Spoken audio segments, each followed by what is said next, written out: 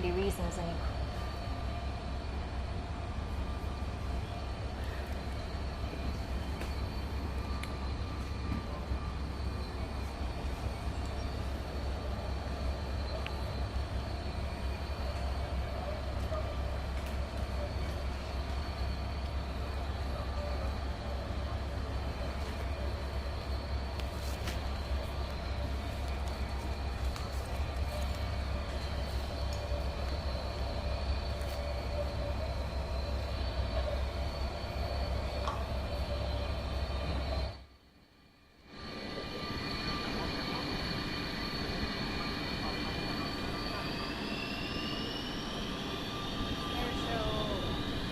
itself is a bit of an uphill battle this morning because there's so many people on the way. Yeah. And we left at 7:30 a.m. this morning thinking that we already left quite early, but I think we underestimated the traffic flow on the way, and then we ended up having to run here through the crowds. People in Zhuhai are so crazy and Keen to see the air show. Yeah, about the air show.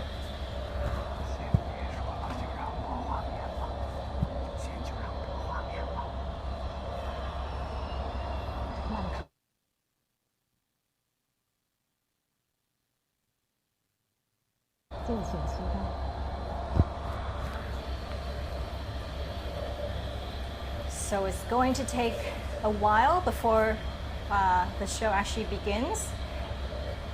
But for now, let's just admire this beautiful machine, this beautiful jet. Yeah.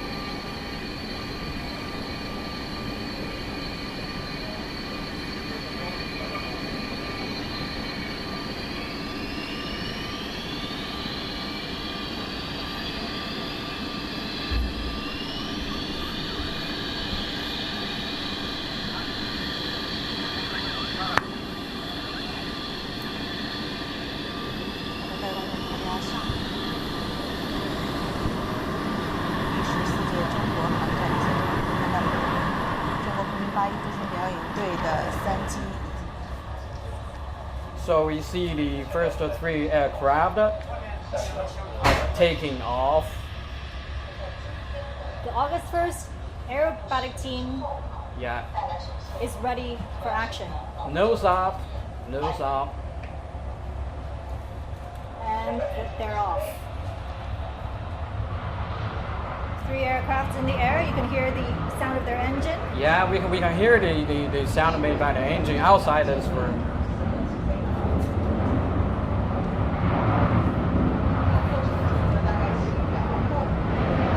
It feels somewhat different from, I'm just sitting in a room and I hear the sound made by the engines. Yeah. It's somewhat different from watching from the TV.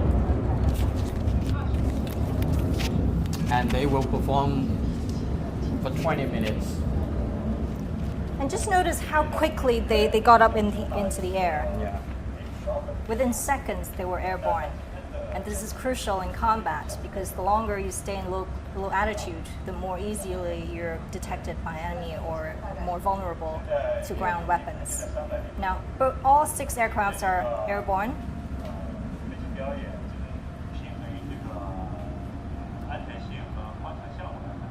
They are still making a right turn.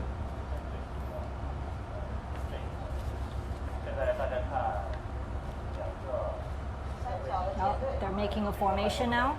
Yeah, they're changing their formation.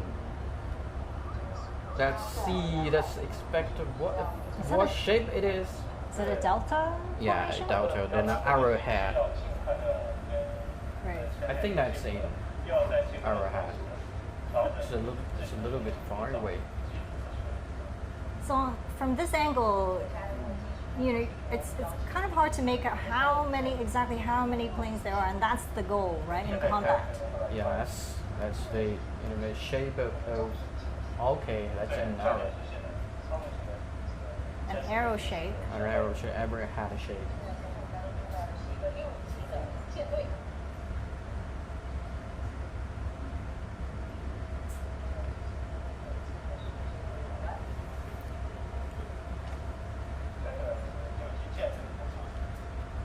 As we said, we're going to see takeoff, a 6 aircraft performance, a mixed choreography, and a final landing. We're at the first stage of the performance right now.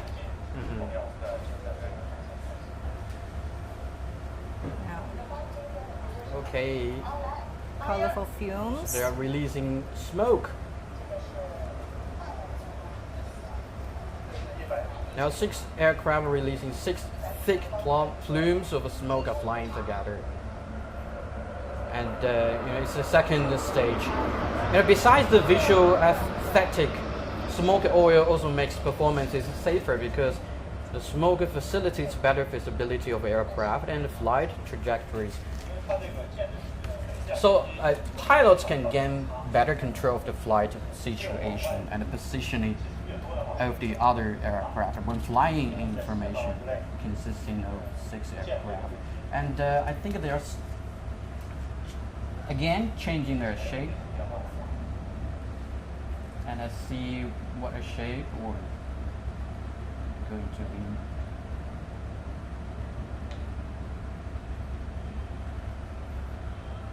And every time they change formation and throughout their performance, they need to be talking to each other. They need to be They have to communicate work together. Yeah, communicate with each other very well, and they have to trust each other because they have to keep a proper distance between each other. Wow, beautiful synchronicity. Well, that looks like a diamond shape. Beautiful. Yeah, it's making a left turn, and they're flying. They're doing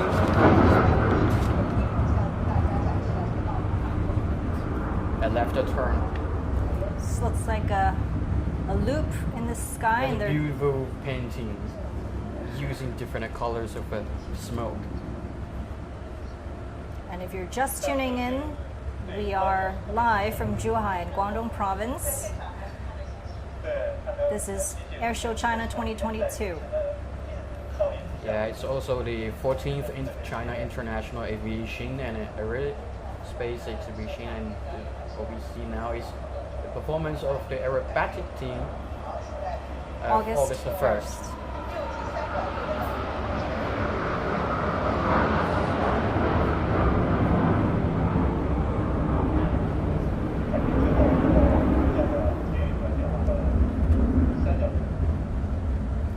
That's a delta formation.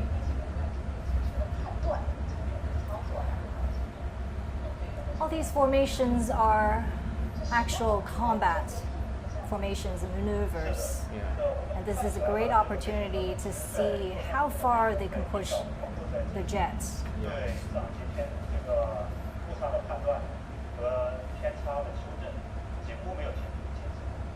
In this moment, in this movement, the lead and the wingman and also the instructors on the ground must keep communicating with each other very well, and it also trust each other very well to do this flat pass. More colorful smokes. Yeah. Also, the lead means the aircraft flying at the front of the formation, and the rest of the aircraft are the wingman. We can hear the sound. It's really, you know, it's really big outside this room.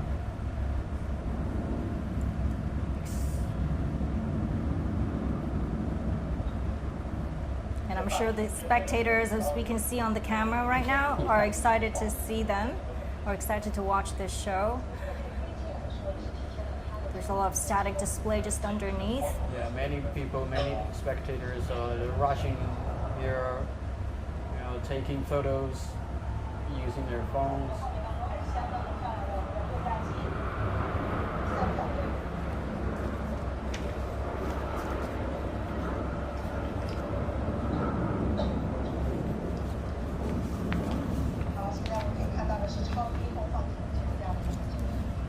So they're actually flying quite low, quite close to the ground. And then that's also a big challenging. And it looks from here that they're flying pretty close to each other.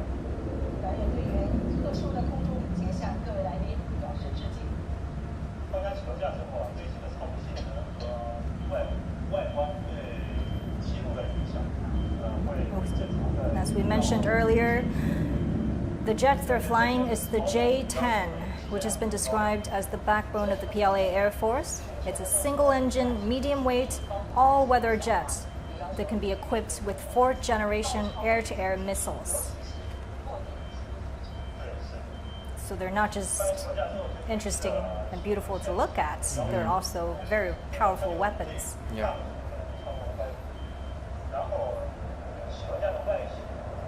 See, they're releasing smoke oil again.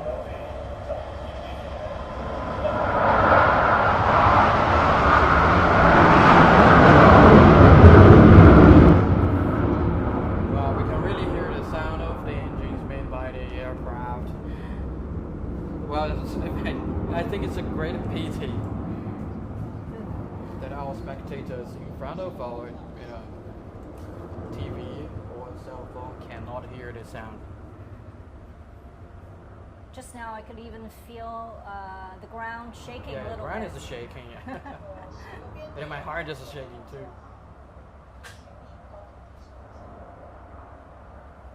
It's quite an incredible experience to see these amazing performances and feel that.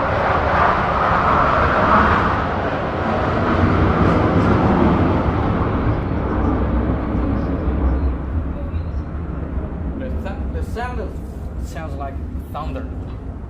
Yes.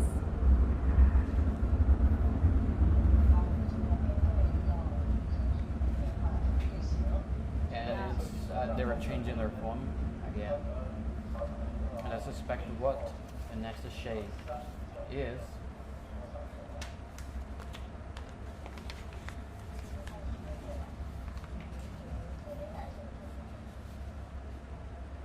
Right now we're watching a group choreography, but I believe later we'll also see solo performance and choreography in pairs. 6 aircraft.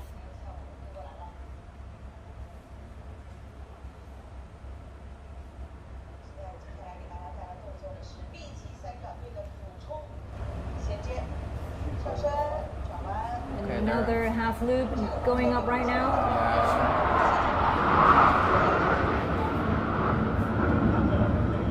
Every time they take a steep climb up, the pilot tend to bear a lot of weight. They made a rather vertical climb while turning right.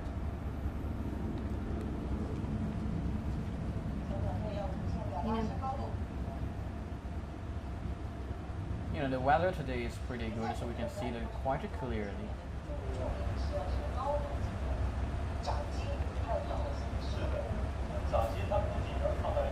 commander needs to be in control of the performance, and Yeah. it's important that they work as a team. As we said, it looked like they're flying really close to each other, but in actual combat, the distance is a little bit wider. Yeah. And we can see on the camera the aircraft flying at the front of the formation is the lead.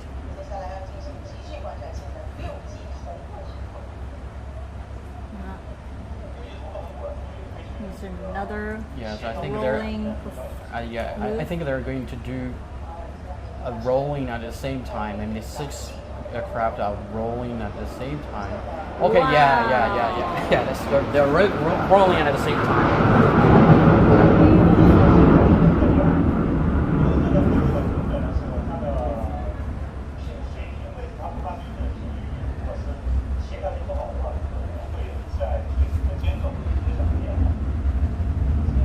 When they roll in the air like that, it's a very, very challenging maneuver. If you've come up in a roller coaster, you kind of feel that sensation and that kind of the challenge of suddenly feeling blood being pumped out of your brain. Yeah, definitely.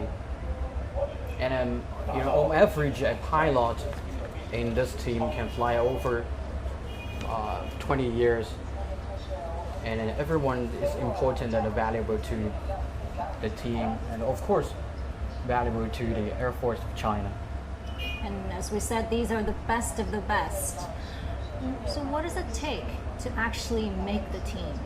I heard you have to have clocked at least 600 flying hours in the fighter jet, and 200 of them needs to be in the J-10. Yeah.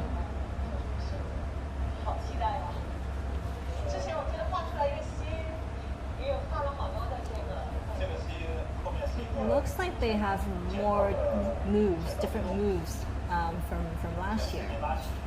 Oh, this is another move. They're separating 2 groups. One consists of 2. They're flying. Wow. The 2 flying to each other.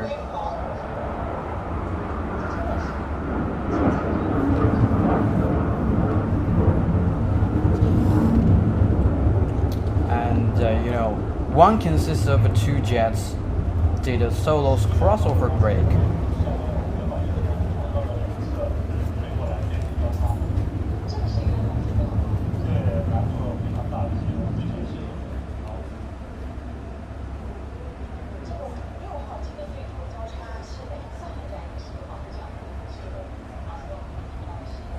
Well, I think they're going to do the opposing knife edge pass.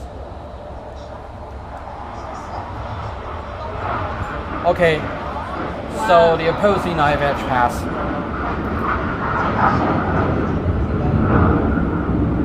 So which means the wings will be virtually tilted and the top side is visible to the crowd, but at a very fast speed.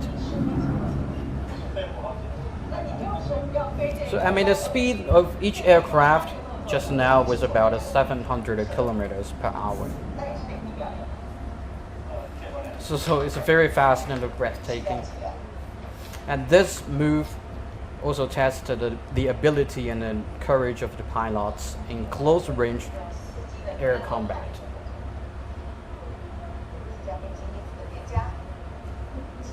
This is also another staple move from the August 1st aerobatic team.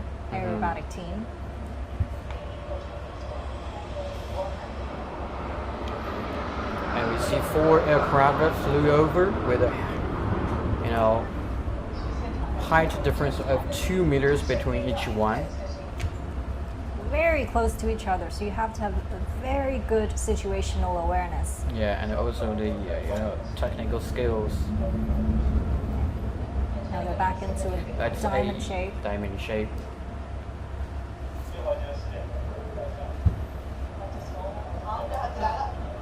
solo Oh, performance. wow. Well, it's Rolling, turning. it made a vertical climb, trying to roll but pausing for a second, and returning to a flat path. That also demonstrated the pilot's precise control of the G10 aircraft. You see on this camera, there are actually 4 aircrafts, but it looks like 3. 3, And that's a great way to confuse the enemy radar. yes.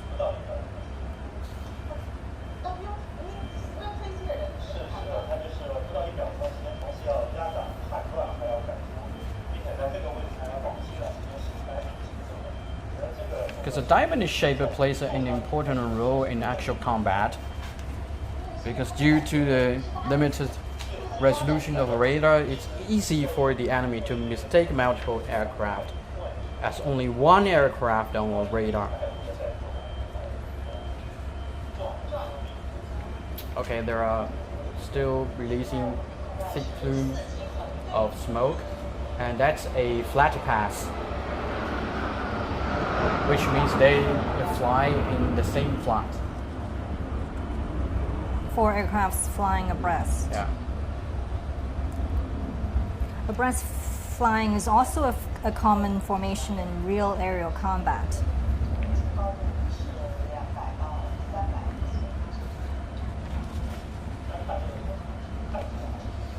And here's the solo performance again, I think. An aircraft is flying and making a vertical climb, but at a low speed.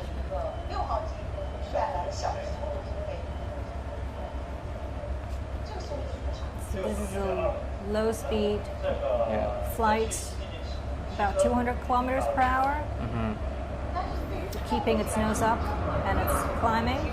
Yeah. You know, it keeps its nose up because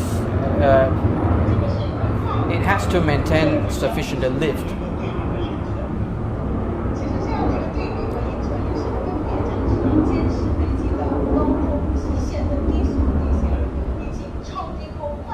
So this move fully demonstrates the good stability of the G10 aircraft at a low speed, and also, of course, the pilot's technical skills of controlling the aircraft.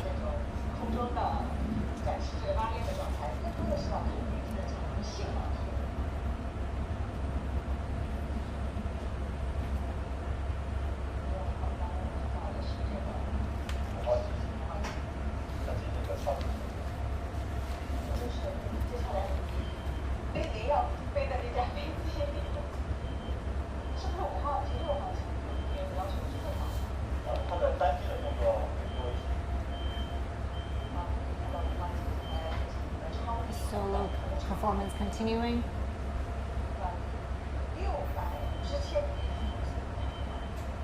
It's lowering its altitude. Oh, it's going landing. It's going to land at the airport.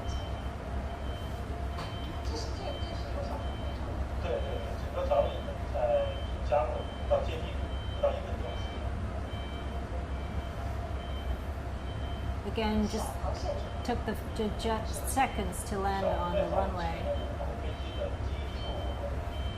Now we're looking at a 4 aircraft performance again.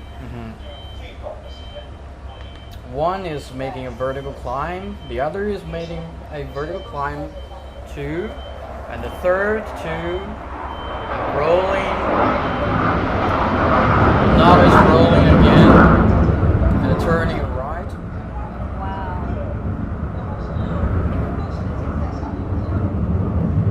In real combat, a move like this, it's a great way to evade the enemies. If you have someone on your back, and you're flying as a team, and 2 of you Yeah, and the one thing I think makes a steep climb. it's very challenging is they have to keep the same pace. Yes. And also, it's a very challenging for a cameraman to capture the exciting moment, because they have to move the camera very fast. Exactly, and we're going to see performances that are supersonic today as well, which is Yeah, I think jets flying faster than the speed of sound. Yeah. Another aircraft coming down. Very smoothly. Very smooth. And they have to land at the airport from a very limited space, which means they have to land at the airport very quickly and efficiently.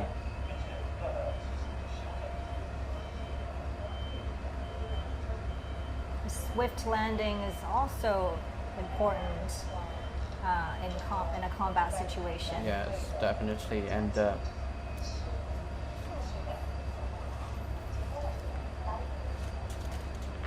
they just landed at the airport from a height of only 200 meters.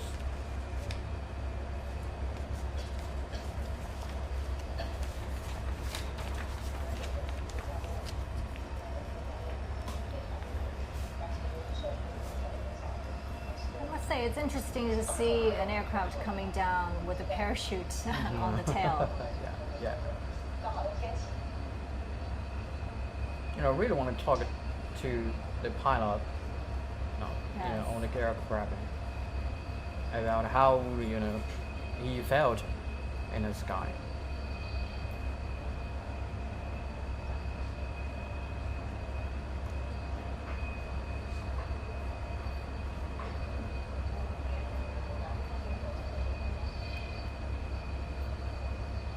Pretty challenging to make all these maneuvers within such a confined, small airspace. Which again tells you just how far we could push the jets within a confined area. Yeah, and I think all 6 aircraft have already landed at the airport.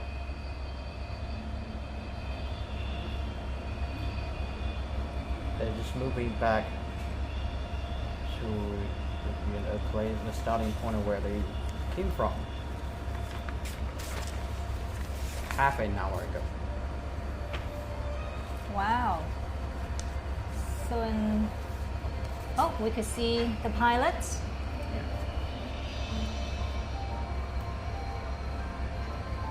I think that's the replay Oh, is that the of the aerobatic performance just now.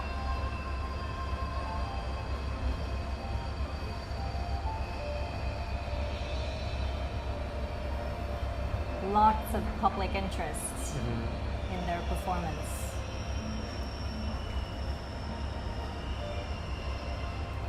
It's a 2-seater, as we mentioned, and it's important to have. Yeah. Let's enjoy the replay. Yes.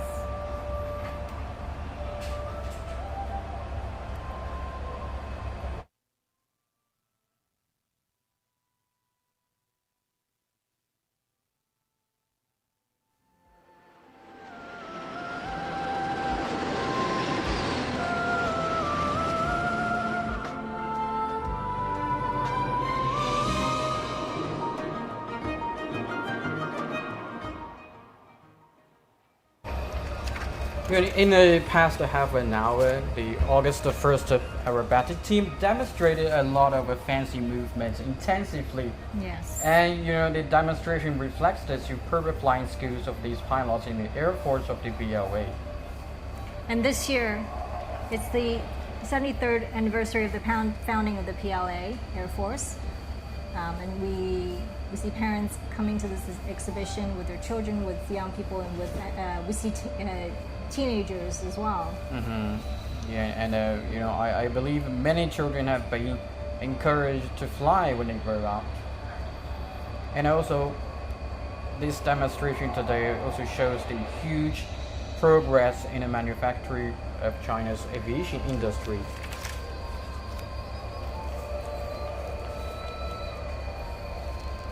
And that will do it for this performance of the aerobatic team. And please stay tuned on CGTN for more about the air show later. In just a short moment, we're going to see more performances. Yeah, next is J-20 Stealth fighter jets.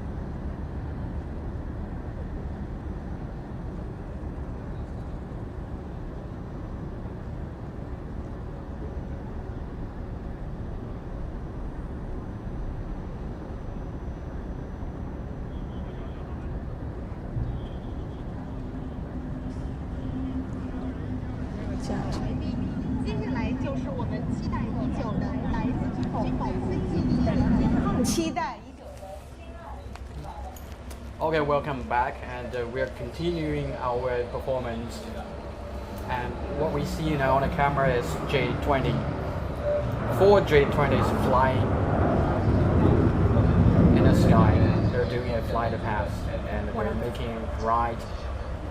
One of the most highly anticipated performances of this air show. Yeah. They just made their debut last year. And you know, J-20 is China's home-developed 5th generation stealth fighter jet. It was first reviewed in Airshow China back to 2016. Yes, in Zhuhai. 2016. And it was developed by China's Chengdu Aerospace Corporation. And they completed their first flight test in 2011. And they have a maximum takeoff weight of 37 tons. And a maximum flight altitude of 20,000 meters and a maximum flight speed of 2,400 kilometers per hour. Yeah.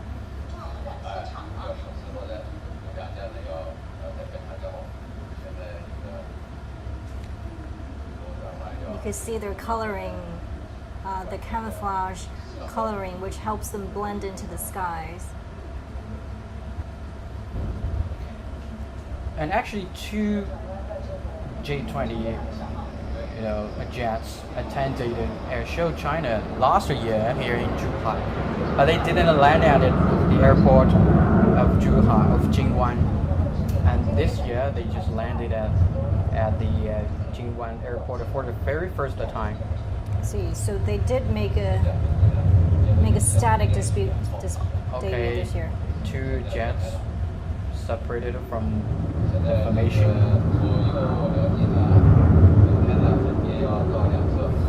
You know, we can see on the camera J-20's slender body and wing design reduces the resistance encountered by itself.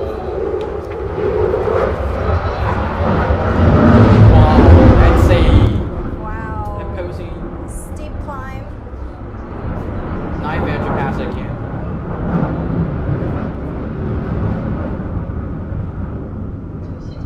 That requires high technical skills. You can hear the thundering sound of their engines. Yes, we can hear the sound. I think we can feel that the engines of J-20 is much more powerful than it is Yes. in a J-10.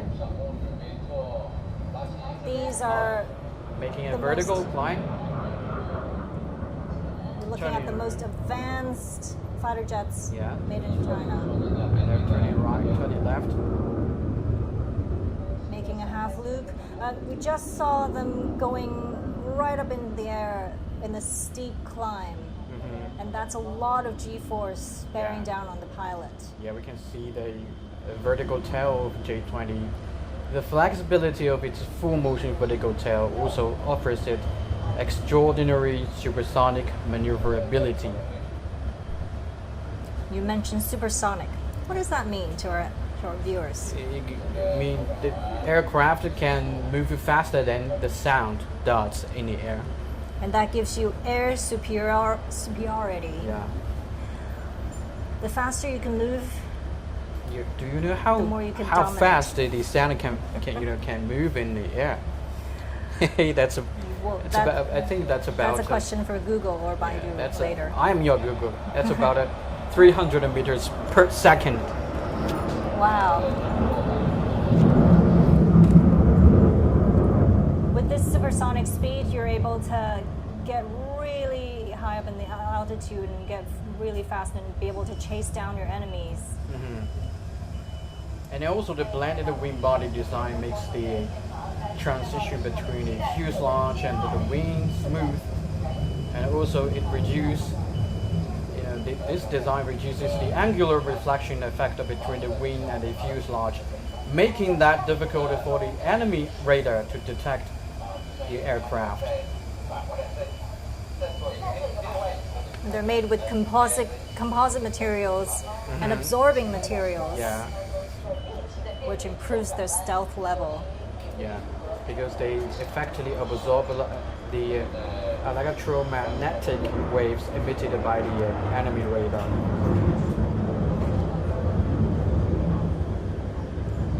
And it's worth noting that the engine, the turbofan 10 engine, or WS10, is also China's first turbofan engine with independent intellectual property rights, Yes. which provides the J20 with more powerful thrust and helps it fly higher, faster, and further. Yep.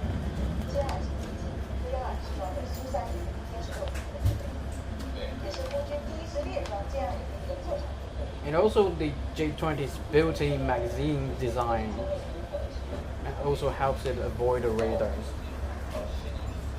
Its magazine door, landing gear door, and a parachute door all have serrated edges, which also helps improve the stealth effect of J20. And they are now doing a flat pass. One is flying away, and the other is making a vertical climb.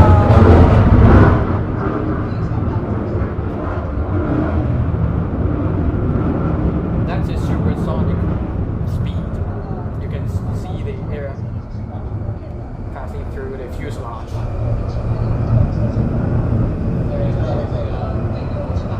Incredible, and you see the engine. Wow. It's rolling.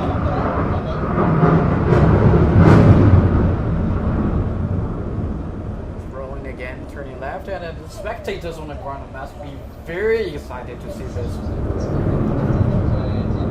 Because they conducted more movement than they did last year. Showing off a Wow, lot look of at new it, moves. smooth fuselage. Beautiful. Turbofan engines. The twin engines. Yeah, wow, Wow. it's making a vertical climb and rolling. Every time they do a steep climb like that, the pilot's pulling a lot of G's. Yeah. That's several times the force of gravity bearing down on your body. Yeah. And it takes intense physical training.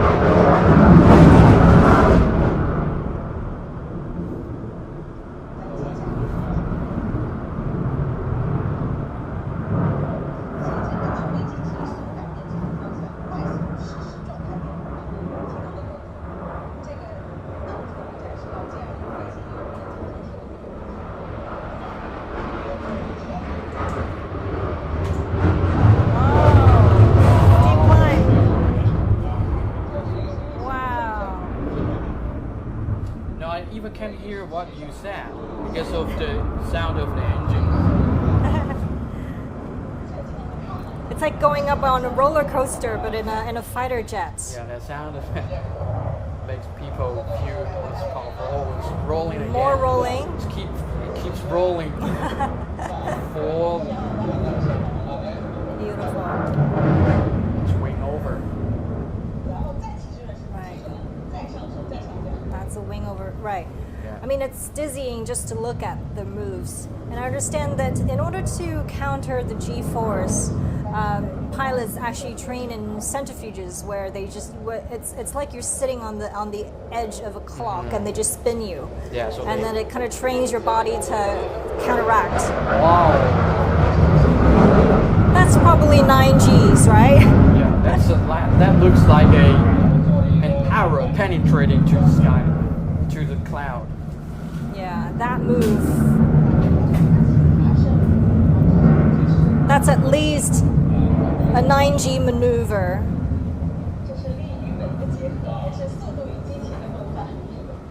Fast and Furious in the skies.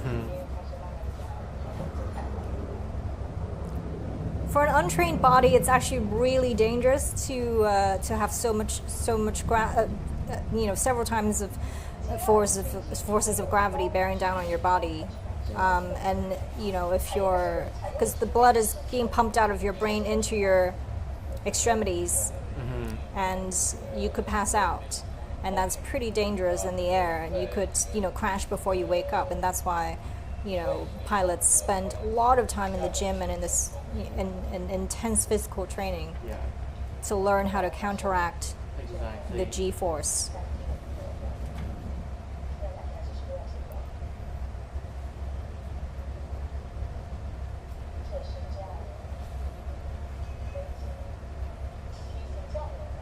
Now we're seeing a second aircraft joining the first performance.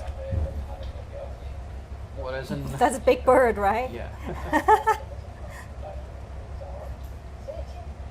I think that's challenging for the pilot. Yeah. When a bird is, the flying. Yeah, I wonder what happens when they see a bird. I mean, are they going to have to dodge it? I don't think they will be nervous or be. They can just dropped fly by the into a bird. Yeah.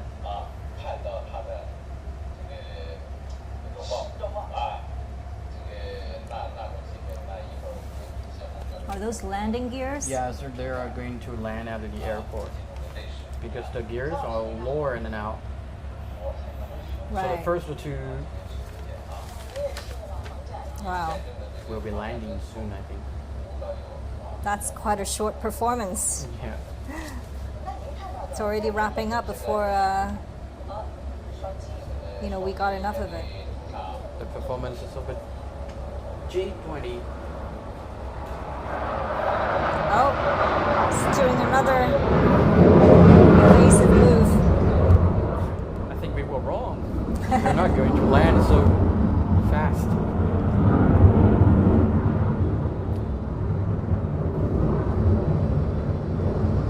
But I think, these are definitely landing gears.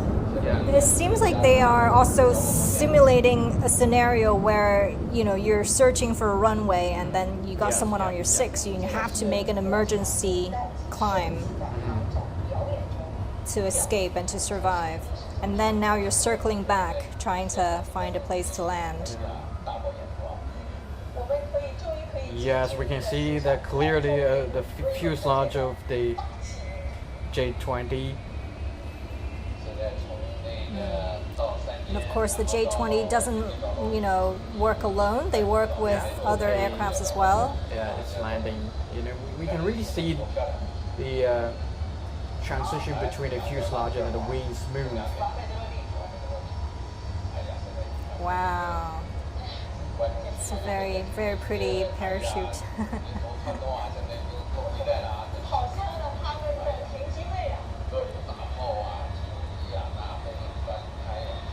The second is going to land too.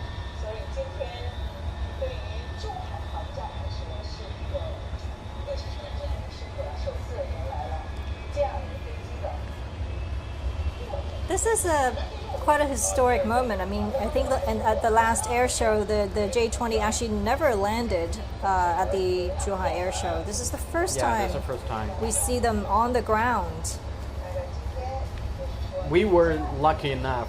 I mean, me and my cameraman were lucky enough to see the J20 at the airport 2 days ago. As they were performing, so we were preparing for the performance. Yeah, So we caught a quick glimpse yeah. of We the just aircraft. saw the J20 just staying at the airport, and they just had it landed down at the airport 10 minutes ago when we came out from the room. We saw them.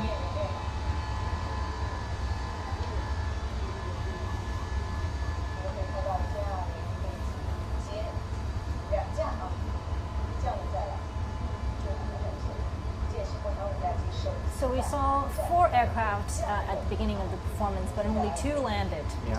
What happened to the about other two? Yeah, where are the other 2? I think they're still performing. They want to show more movement to the spectators on the ground.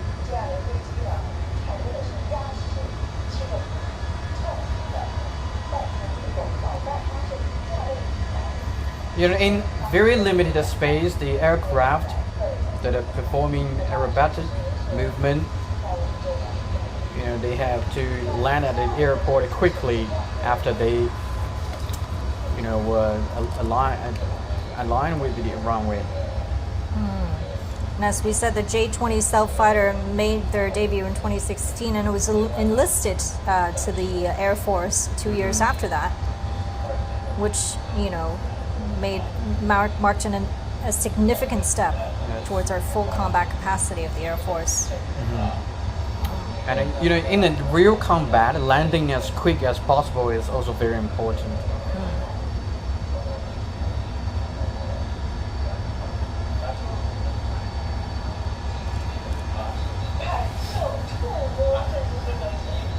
And again, we heard the Air Force spokesperson or Air Force official mention yesterday that we're going to have J-20 in a lot of scenarios, and we're also in the future going to see J-30, J-40. Yeah. So, our homegrown technology and stealth fighter jets have actually come a long way. That must be good news for the people who love aerobatic performances.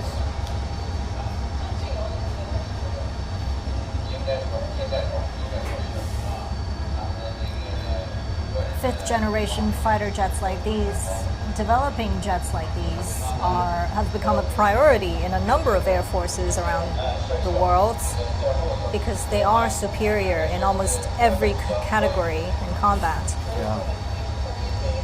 2 J-20 aircraft are moving slowly back to where they took off. And when development... What about the other two? Yeah. That's a question again. That's a question for our viewers, and I think for a lot of us on the ground. It's like, what happens to the other two? Yeah, I think that's also a question that the spectators want to raise.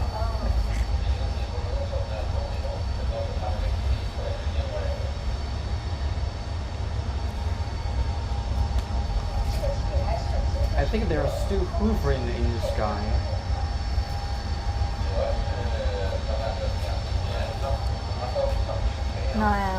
I believe when the J-20 aircraft took its first flight back in 2011, it used to have Russian engines, right? But later, we put on our own Chinese-made engine,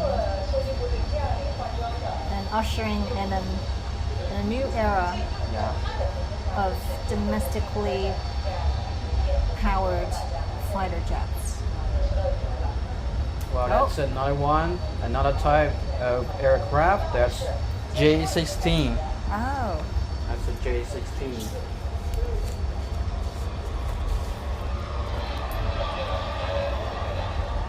Yeah, we can hear the sound is somewhat different from the J-20.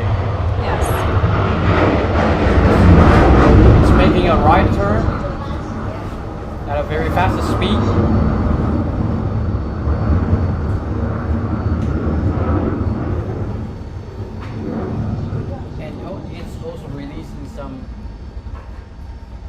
Smoke. Yes. So you're looking at the Shenyang J-16. Yeah, in Chinese it's also called a 歼16. Yes. And it's a Chinese advanced 4th generation tandem seat twin jet multi-role strike fighter.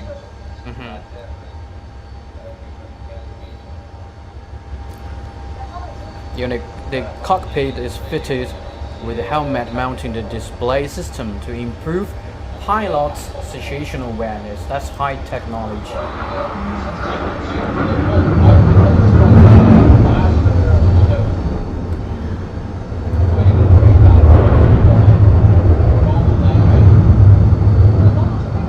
Well, I think the fuselage is much slimmer than that of J-20.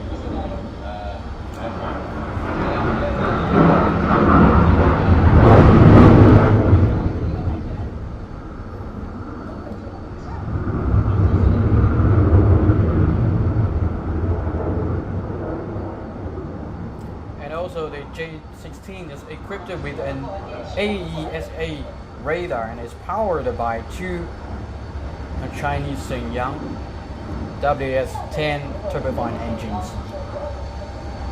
It's making a left turn.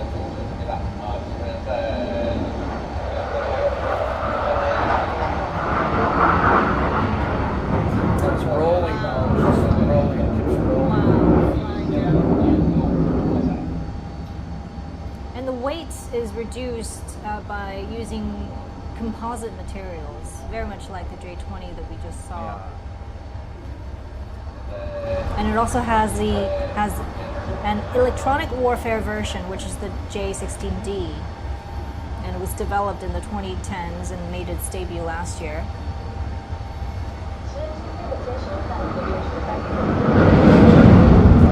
It's making a right turn again in a very limited space.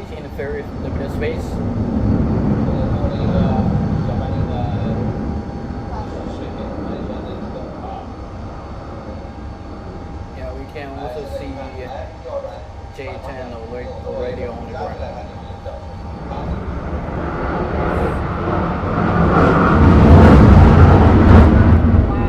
Wow, look at the air. Earth-shattering.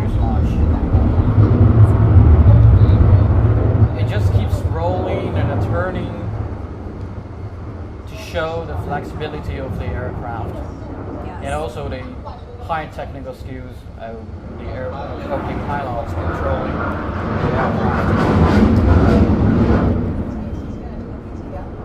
And you could probably see it's a twin-engine, two-pilot jet.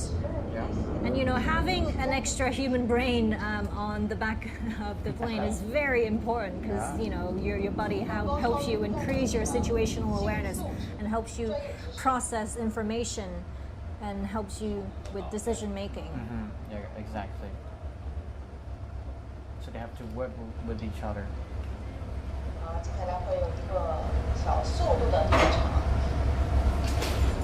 ，100到200。 Well, the speed now is about 200 kilometers. It's also a very low speed.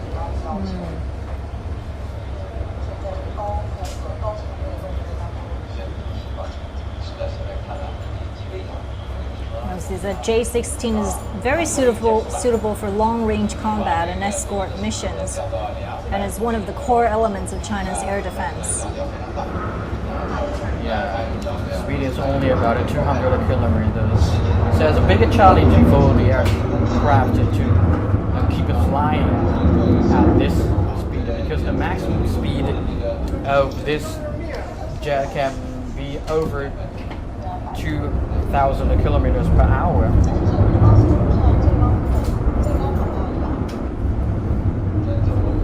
And it was developed, and as you mentioned, they were powered by 2 turbofan engines, and is essentially China's answers to the Russian Su-30 flanker program or the United States Boeing F-15E Strike Eagle.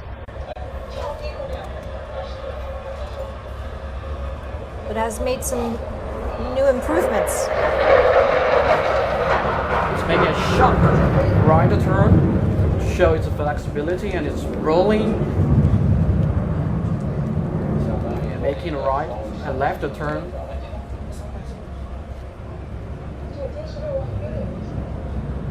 And not only it can make all these swift maneuvers, it could also carry up to 12 air-to-air missiles, along with a 30mm cannon and satellite-guided bombs. Yeah. And it has a long range of 3,000 kilometers, and actually can be refueled in the air.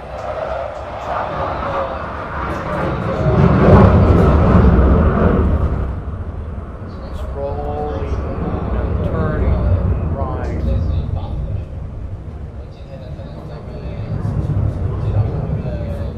It looks like a bird Yes. that was, had been trapped in a trap for many days and just released from the trap. And it's flying happily in the sky. Yes. And the J16, compared to its previous variation, has a better radar and fire control system. Wow. Wow. Turn it upside down.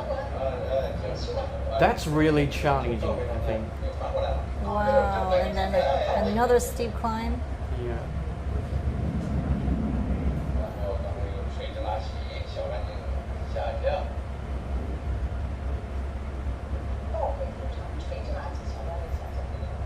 Because when it turn up down, the pilot also have to be aware of the direction. Yes. Oh, wow. It These released the flares. flare. Yeah. That's the first time we see flare coming from a fighter jet.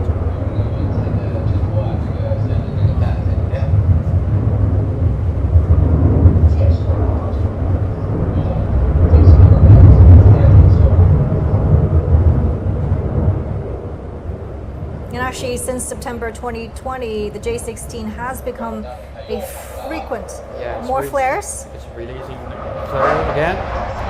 And the flare is to make the infrared guided missile seek out the heat signature from the flare rather than the aircraft's engines. Because in contrast to radar guided missiles, infrared guided missiles are very difficult to find as they approach aircraft because they use an infrared homing system that's a passive weapon guidance system. They do not emit detectable radar and they are generally fired from behind directly toward the engines. So in most cases, pilots have to rely on their wingmen to spot the missile's smoke trail and alert them of a launch. And it, The landing gears are down again. Yeah, and also speaking of the flare, flares burn at thousands of degrees Celsius, which is much hotter than the exhaust of a jet engine. So missiles like IR missiles seek out the hotter flame, believing it to be an aircraft. On the foreground, we can see a lot of people. Yeah, we see the J10, we see the AG60, the 600. And that's the end of the performance for the J16. Exactly, we see the J16 landed at the airport smoothly. This is also the first time apparently they landed at the airport after a performance.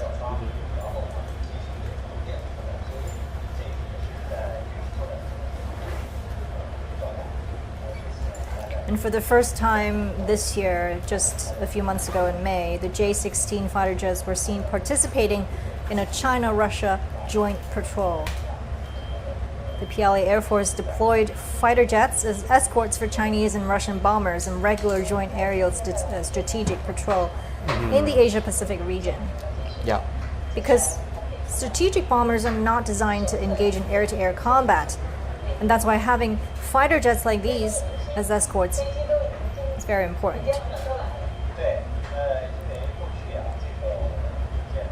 And military commentators say the fighter jets J-16 and 20 are crucial in the face of constantly changing battlefield environment. It's also been a frequent participant at the PLA's routine exercises near the Taiwan Straits. Yeah, and the empty weight of J-16 is 17,000 kilograms, and its max takeoff weight is about 30,000 kilograms. Pretty strong. And we just saw the J-20 before that. These two jets actually work together. The J-16 complements the more advanced J-20 fighter. Because the J-20 uses its stealth capacity to destroy hostile anti-air installations and win aerial superiority, but it cannot carry as many weapons as the J-16, which we're looking at right now. Yeah.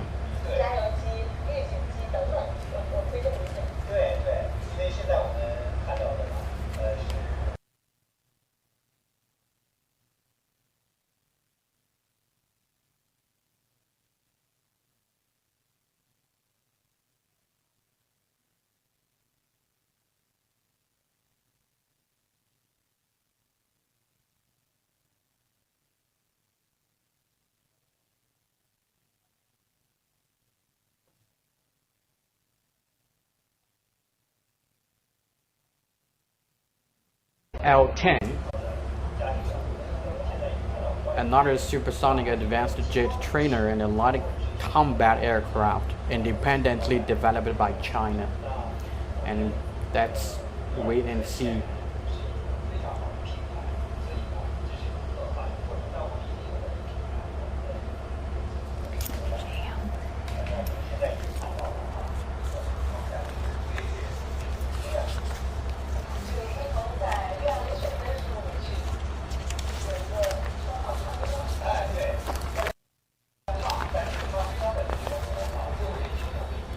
We see the giant is moving on the way. It's also called a kunpeng, which means big bird in Chinese mythology. It is incredible. Really incredible. That's YY20. Oh, YY20. Or 运油20.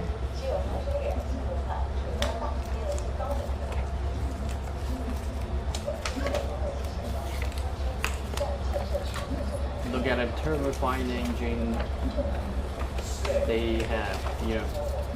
The YY20 has 4 turbofan engines independently developed by China.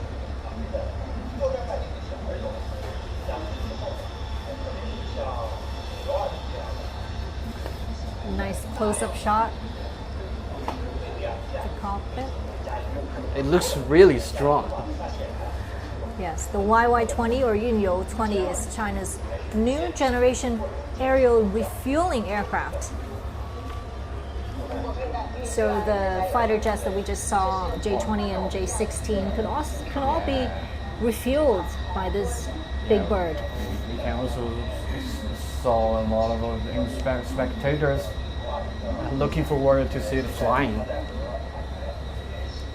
So the YY-20 actually made its formal debut at the People's Liberation Army Air Force Aviation Open House and Air Show in the city of Changchun, northeast China's Jilin province.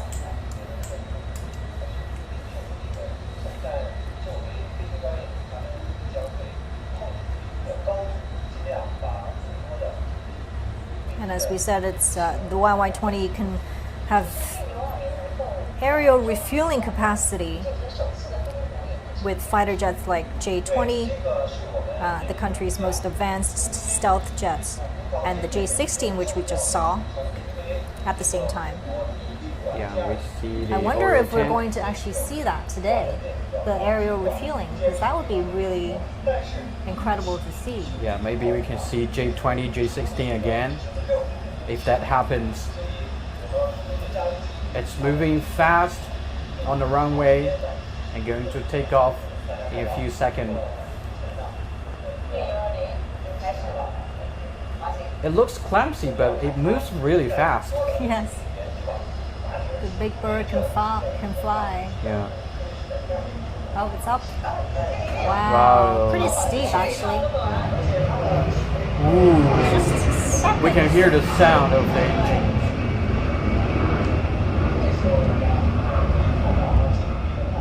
Yeah, this aircraft has a maximum carrying weight of 66 tons and even can carry a tank.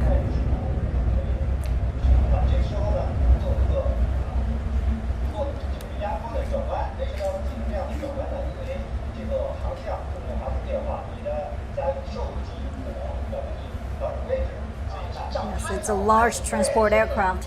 The sheer size of it makes sure that it has high capacity of containing fuel.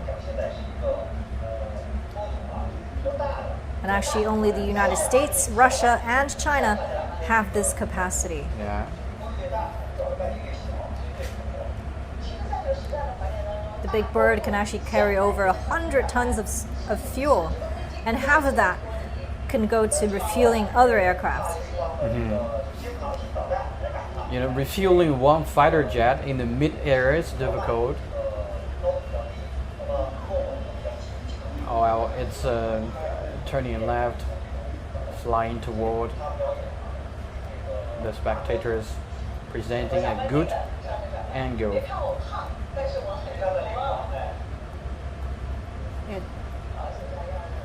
flying quite low.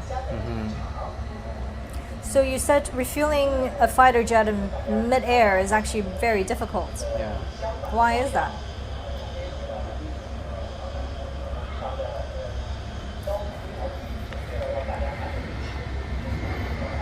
Because two require higher technical skills for the pilots and also the crews. Here we can also see the left and the right wings of the Yunyu 20.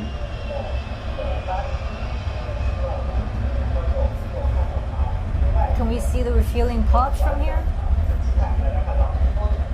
Yes. Very elegant. The one beside the smaller one beside the two engines is the refueling pod. Yeah, the left and the right wings of the Yunyu 20 are equipped with the refueling pods on its wings. And when refueling, two flying booms are released, which can refuel two main battle aircraft at the same time, such as J-20 or J-16. And also, this has greatly improved the Air Force's long-range maneuverability, long-range attack and defense, and also long-range delivery capabilities.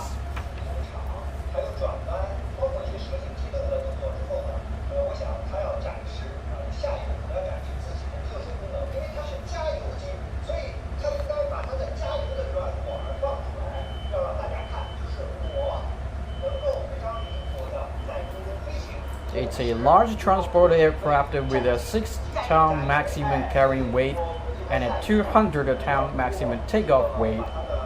And it's very hard to see in the world to have both. And so far only the United States, Russia and China have this capability. So we should really be proud of that. It's still flying, turning right, showing its flexibility and also the good skills of the pilot and the crews. It is impressive to see how stable, how steady it is, Yeah. and how smooth it is. Yeah. Such a monstrously huge Such heavy airplane. machines flying in the sky. But it flies very smoothly. Landing gears are down. It's coming. Not yet. No? Not yet. I really want to see them do Okay, that I think midair. they are. It is Oh. releasing flying booms.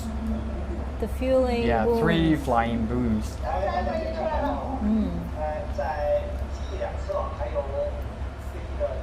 Does that mean they can refuel 3 aircraft at Yeah, the same at the same time, yeah. Wish we could see that in action, actually. And- 3 fighter jets. Yeah, and also it is said that if this aircraft refuels a J-20, it only takes it 2 minutes to refuel that. Wow. Very efficiently. Very efficient. Faster than refueling an electric car, that's for sure. Yeah. Greatly improved the Air Force's long-range maneuverability. 3 flying booms were released now. And they can, as we said, refuel fighter A few jets minutes like ago. the Yeah. J-20, the J-16. They provide crucial air support for our fighters.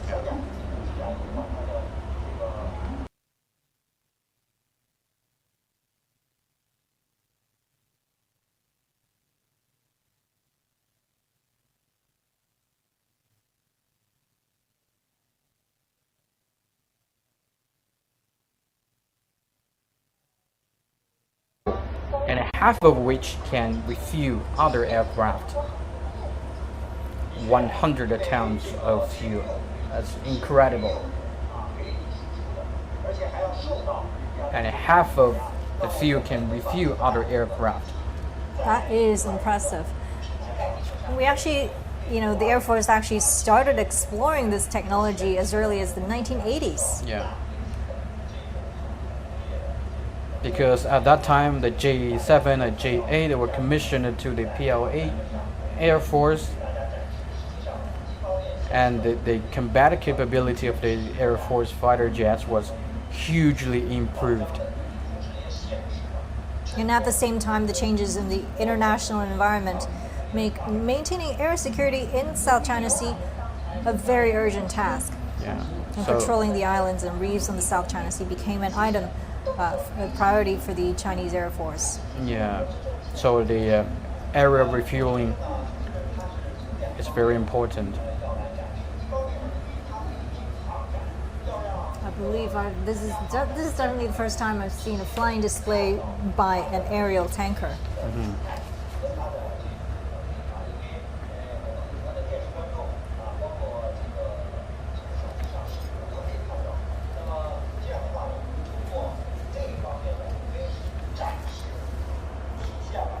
I think most of the spectators, including me, expected to see the YY-20 refuse 3 aircraft at the same time in the sky. Yeah, It that seems would that be incredible. I pity now. Hopefully, in the next air show, they could do that.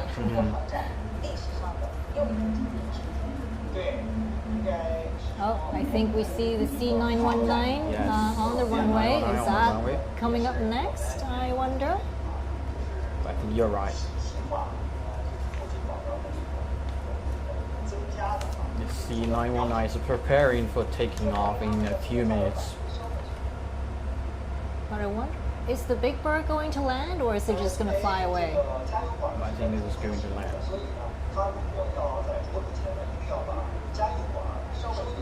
Oh, yeah.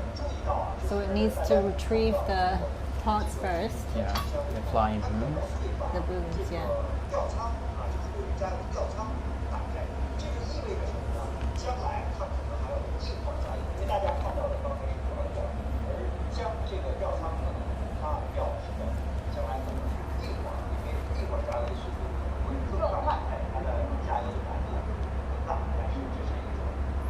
And also, its former version, the Y-20, uses an upper monoplane. Actually, this too uses an upper monoplane and lower mounting engine pod, which means the wings are above the fuselage, and its wing center section does not pass through the fuselage, but is directly connected to it.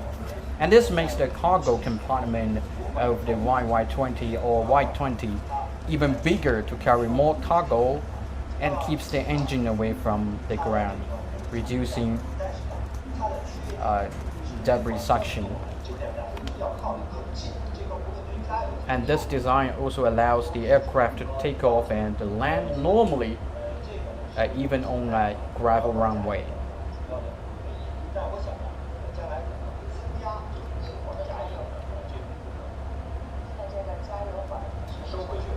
Oh, the flying booms are back up, Yeah, back to the pod, back into the pods. which means it's going to land at the airport very soon.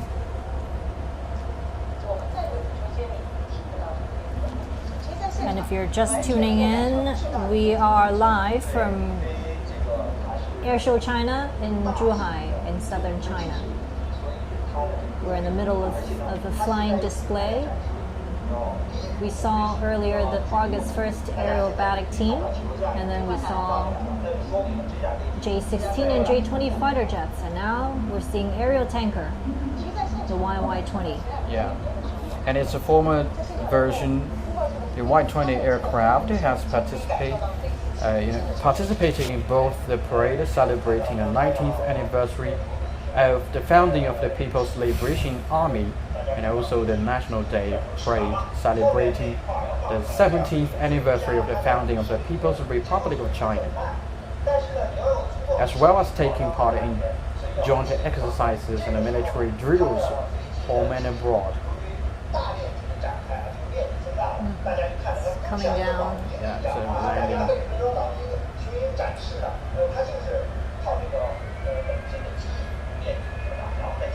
So this is a different runway, I think, from the fighter jets. That needs a bigger one. Yeah. Very smooth landing. And on a very short runway. Yeah, Dundong successfully lands at the airport.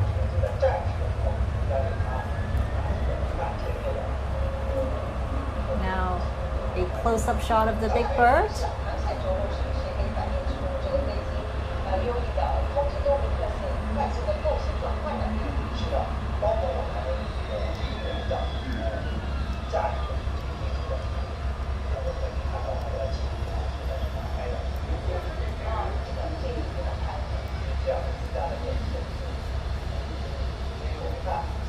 You could probably see the Ba-yi August 1st insignia on the tail, which means it's an official soldier, I guess, Soldiers. in the PLA Army. Paratroopers. Well, the Y-20 delivered food relief aid, including 3,000 tents to Pakistan in August. And then also 6 flights delivered over 100 tons of relief supplies over 3 days to quake-hit Afghanistan in June. And 2 flights also sent over 30 tons of food, fresh water, and tents to Tonga following a volcano eruption there. Now we're looking at a recap, I think. Yeah, that's a recap of J20. For J20 as a replay. So let's enjoy the highlights of the displays earlier. And the next coming to you maybe is the C919.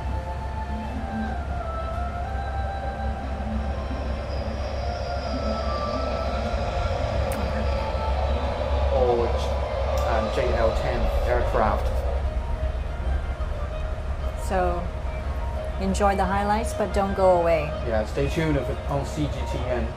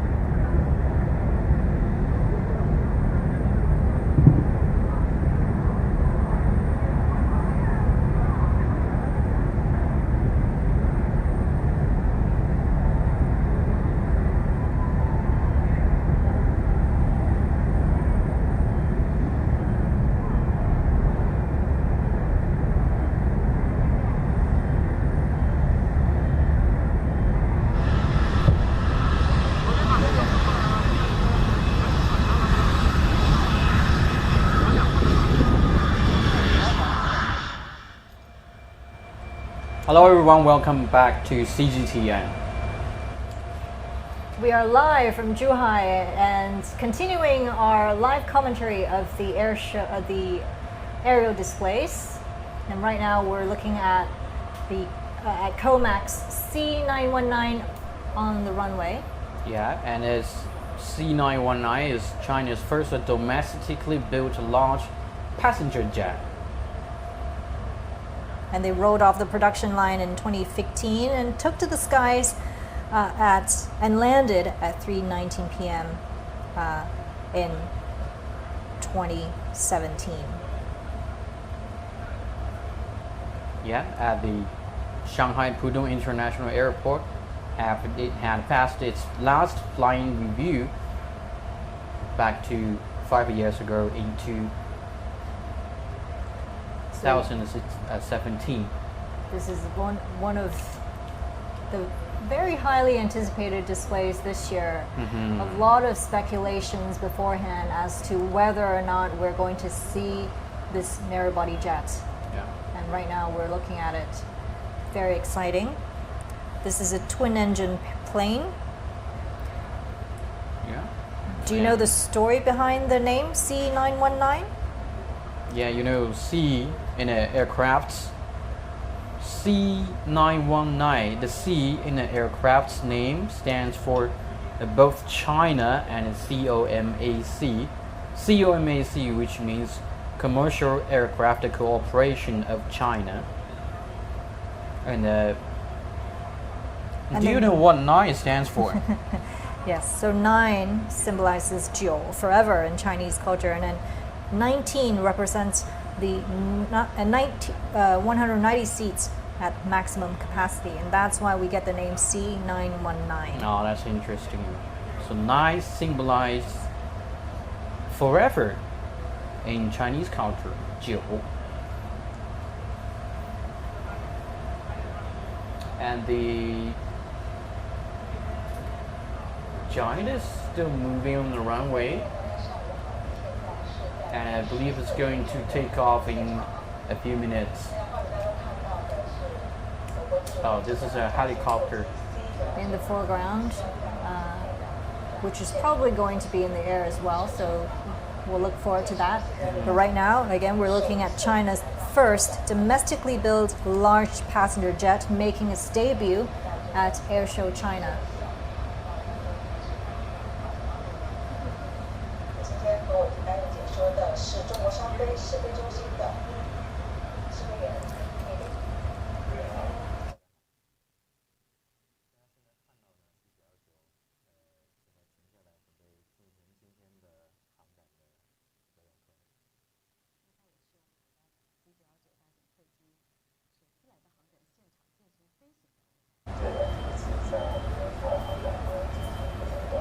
In fact, the C919 has 150 to 170 seats, and with a standard range of over 4,000 kilograms. And also, it's narrow-body jet, and this narrow-body jet is comparable with the updated Airbus and Boeing's new generation. And now it's taxiing on the runway, Yeah. about to take off.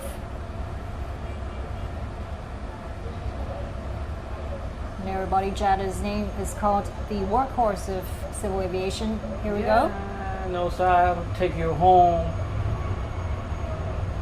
Very smooth takeoff.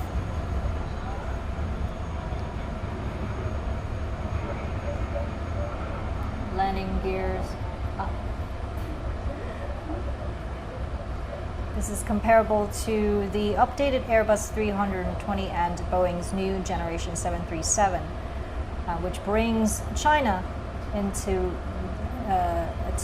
the top ranks of a global aviation manufacturer. Yeah.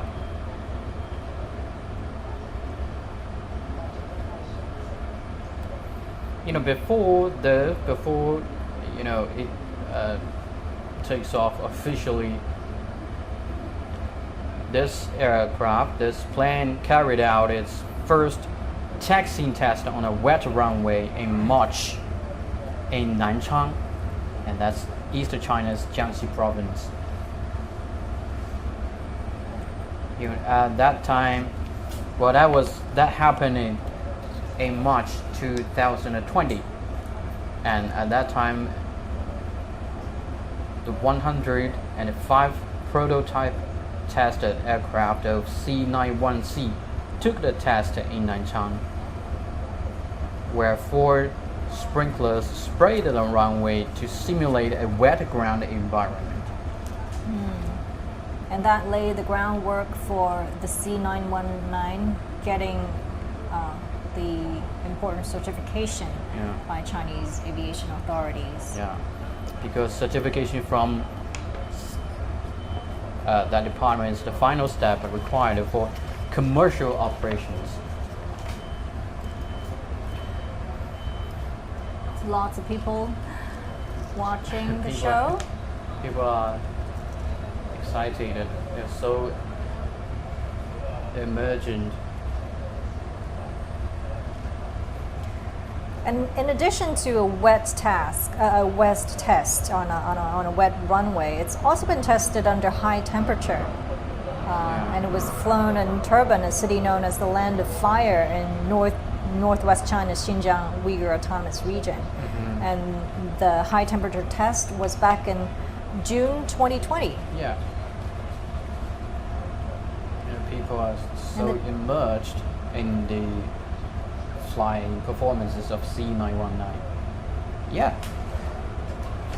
Right now it's flying in very cool temperature, but in order to see how good and steady the aircraft is in high temperature, the high temperature test actually lasted for an entire month back in 2020.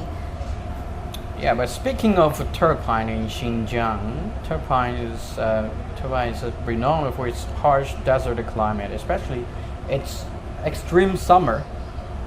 During June and August, the average temperature can surpass 38 degrees Celsius. I was in Xinjiang for many times, so I know that Turpan is a good place to do the test. Because it's really hot. It's really hot, yeah. Right. Especially during June and August. That's the summer. And this year we've seen quite a lot of extreme weather events as well as impacts of global warming becomes more severe, and that's why having jets that can counter the impact of extreme weather is important. Yeah.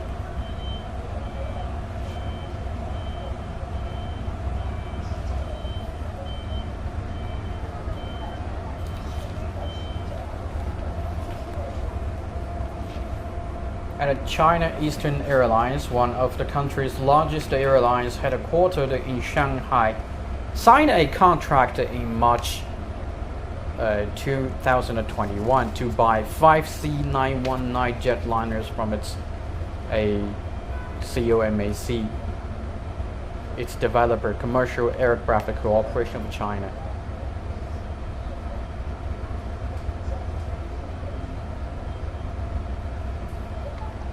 So the brand new planes we put into operation in domestic flight routes, connecting Shanghai and several other major cities, including Beijing, Guangzhou, Shenzhen, Chengdu, Xiamen, and a bunch of other cities. Zhuhai on Qingdao, yeah. As we said, narrow-body jets are the workhorse of civil aviation.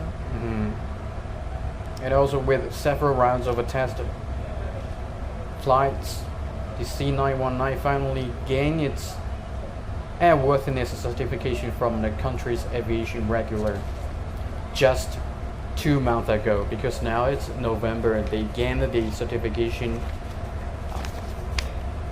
in September this year. And the planes are flying at a lower altitude, so people can see. Okay. Oh, it's going up again. They do this all the time. Yeah. It's like every time we thought they were going to land, they put their nose up and they go up again. Okay, yeah. It's like, surprise, we're not finished yet.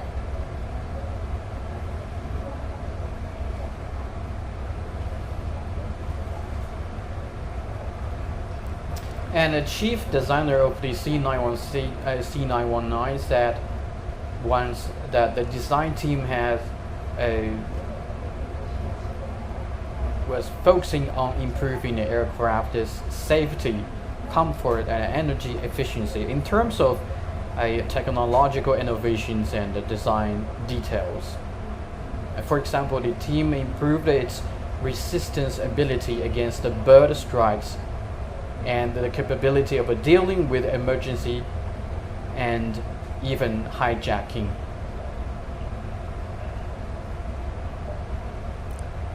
As we said, there's a lot of media attention on the C919, Yeah. seeing as it's China's first homemade commercial aircraft. Yeah, and it is said that the first C919 plane will be delivered to China Eastern Airlines in December this year. Hope that serves more people in the future.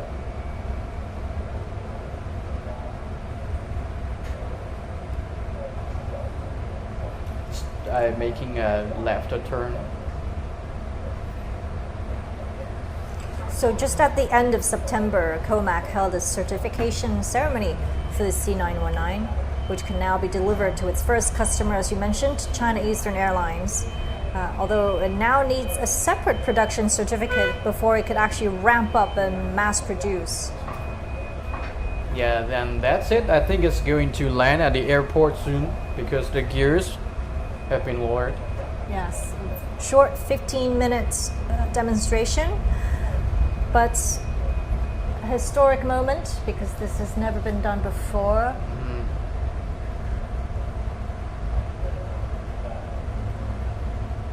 It is its debut in Zhuhai.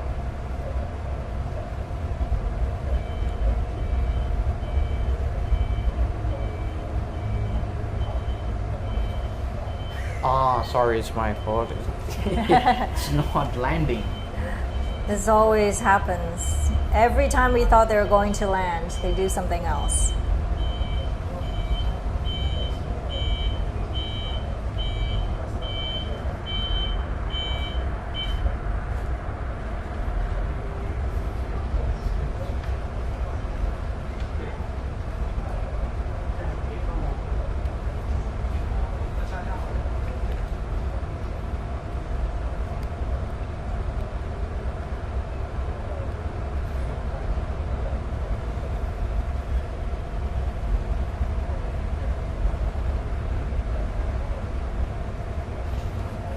Well, again, it's making a vertical climb. Yes.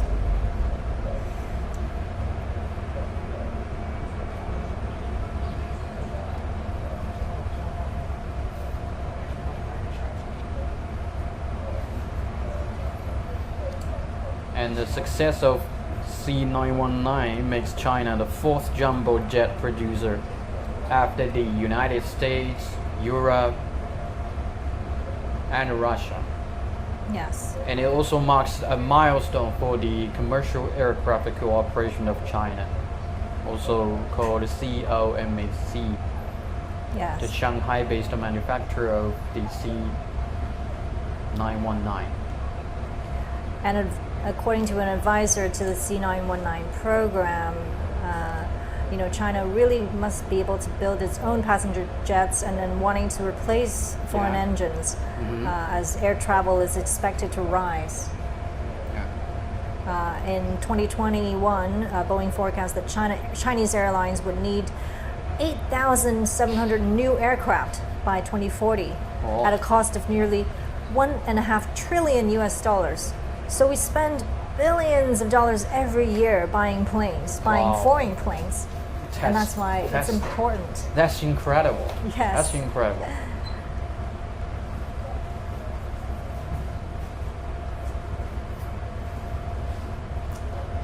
turning back. So instead of spending trillions of dollars buying foreign planes, we're seeing the government putting more money towards building our own planes. Now, which would also help boost China's industrial capacities because it takes an entire supply chain, an industrial chain to produce an airplane. Which is another way to boost domestic economy and help our companies innovate. Yeah, so also time consuming.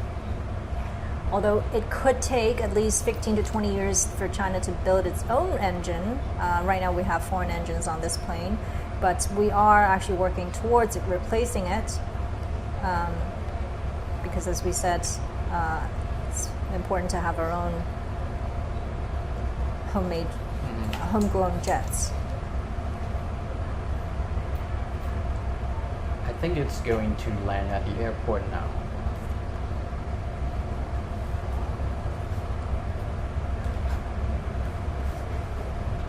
Look at the powerful engines.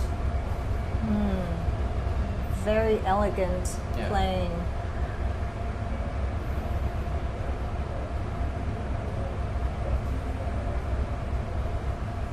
Successfully landed at the airport.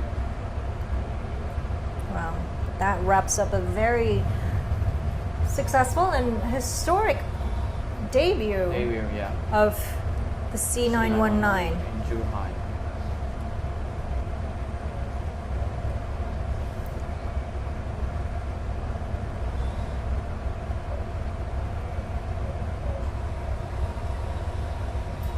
And it's also a milestone for the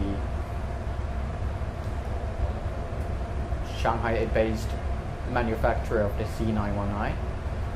Okay, so it's the AG600. 600, the amphibious aircraft.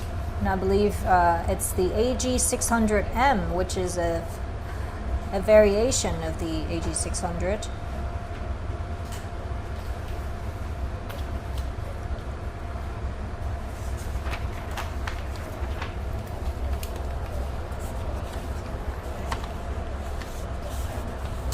It's moving and stops on the runway.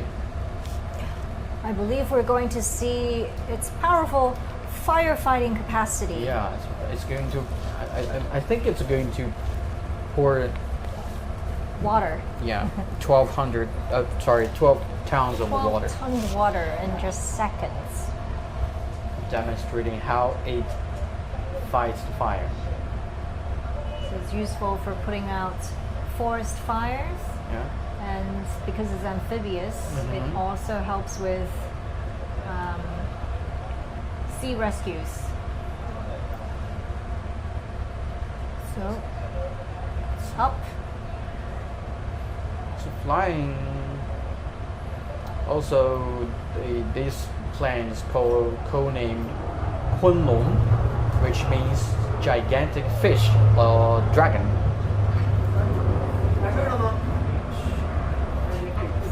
The AG600 large amphibious aircraft is seen as an essential part of China's emergency rescue system.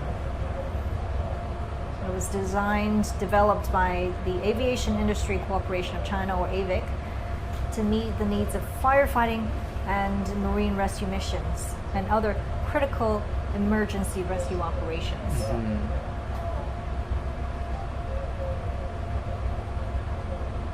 The water dropping task is a critical task for its amphibious firefighting aircraft. Yeah.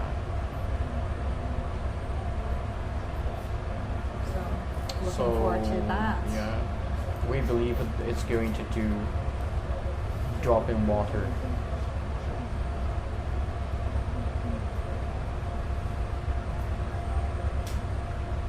I think that's warming up for it. I guess it needs to fly a little bit further away from the Zhuhai Airshow venue. Yeah, because it's gonna think about get that. water 12 onto it. tons of water will be dropped from the airplane.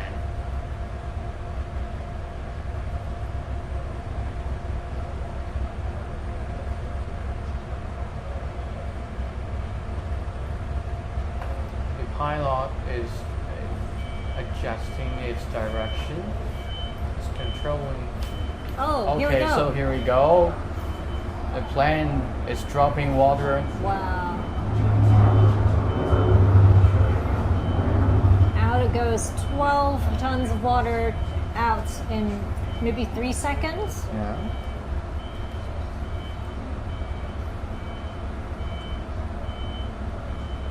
So this variation of AG600, the AG600M firefighting aircraft prototype, actually completed its first flight test in Zhuhai here, where it has an assembly plant.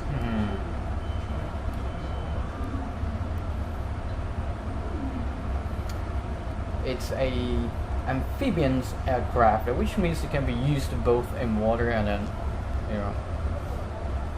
on the land.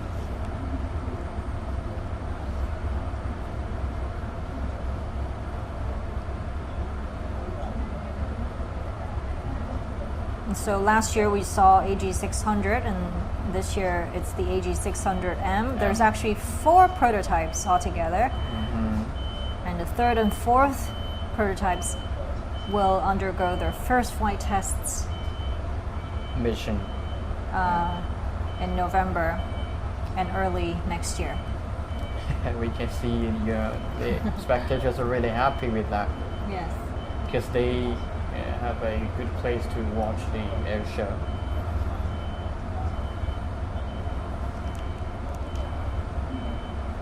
It's turning left.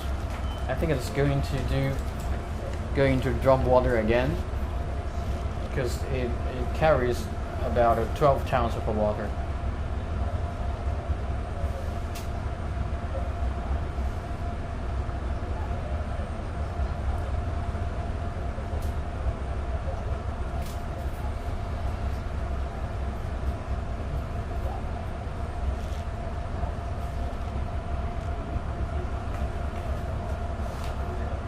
Is it landing? No, I don't think so. It's landing. Already.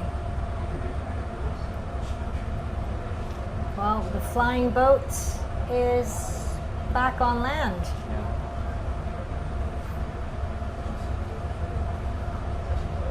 It was somewhat different from the aircraft that we saw before. It lands at the airport very slowly to ensure the safety.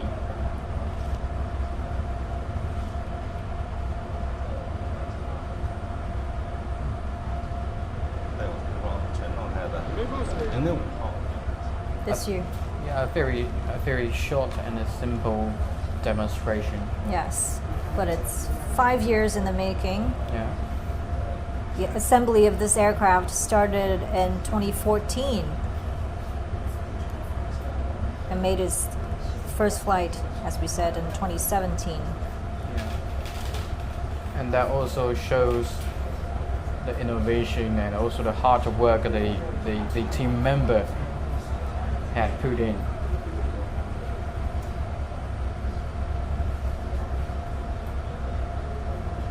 And very much like the Yunyo 20, this is also expected to participate in foreign rescue missions. I think this aircraft can be used well in Sichuan province, southwest China's Sichuan province, because of its special terrain. There are a lot of gnarly and steep mountains in Sichuan province. We had forest fires this year as well in Chongqing. Yeah. Yes, yeah. And this would Chongqing. come in handy. Oh, we Okay, have so it's the a next helicopter. lineup. There's a helicopter.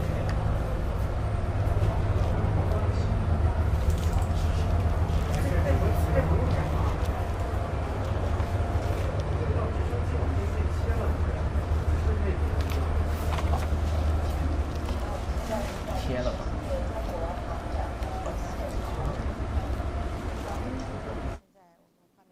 应该看到的是直升机的编队即将进行表演。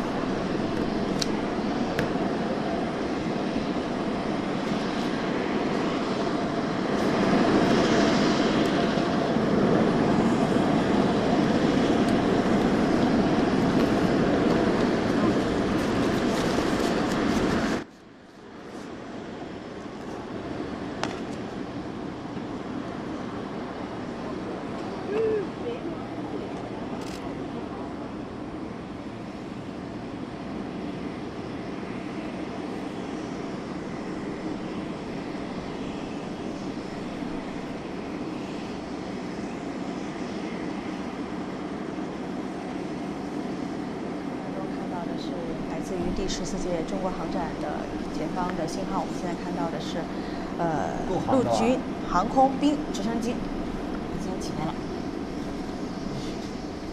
为什么陆军也要配直升机呢？因为现在我们陆军的战略已经发生了变化，叫做机动攻防立体作战了。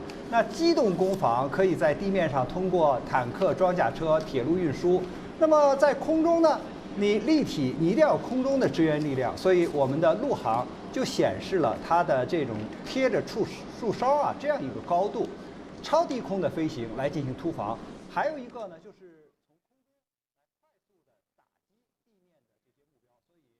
陆航的飞机呢，它要体现这样一种能力，就是如虎添翼。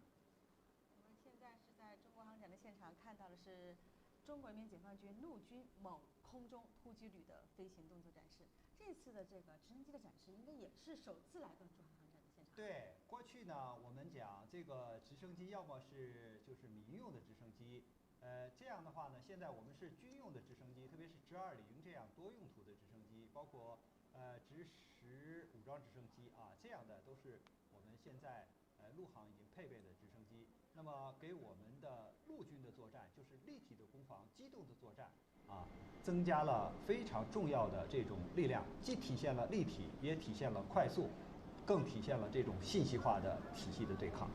那今天现在我们画面当中看到的是3型3架直升机，不同的种类哈。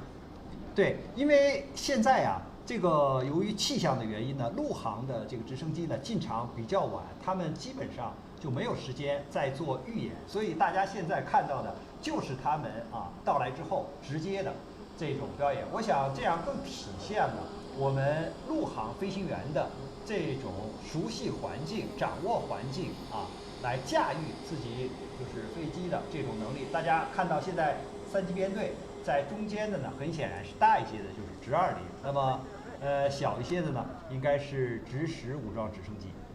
还有一型应该是直8L 运输型直升机。所以这次航展上空上演的是3型3架直升机的表演。那很显然就是陆航的这个编队呢，它想显示它的多机型，它的多用途。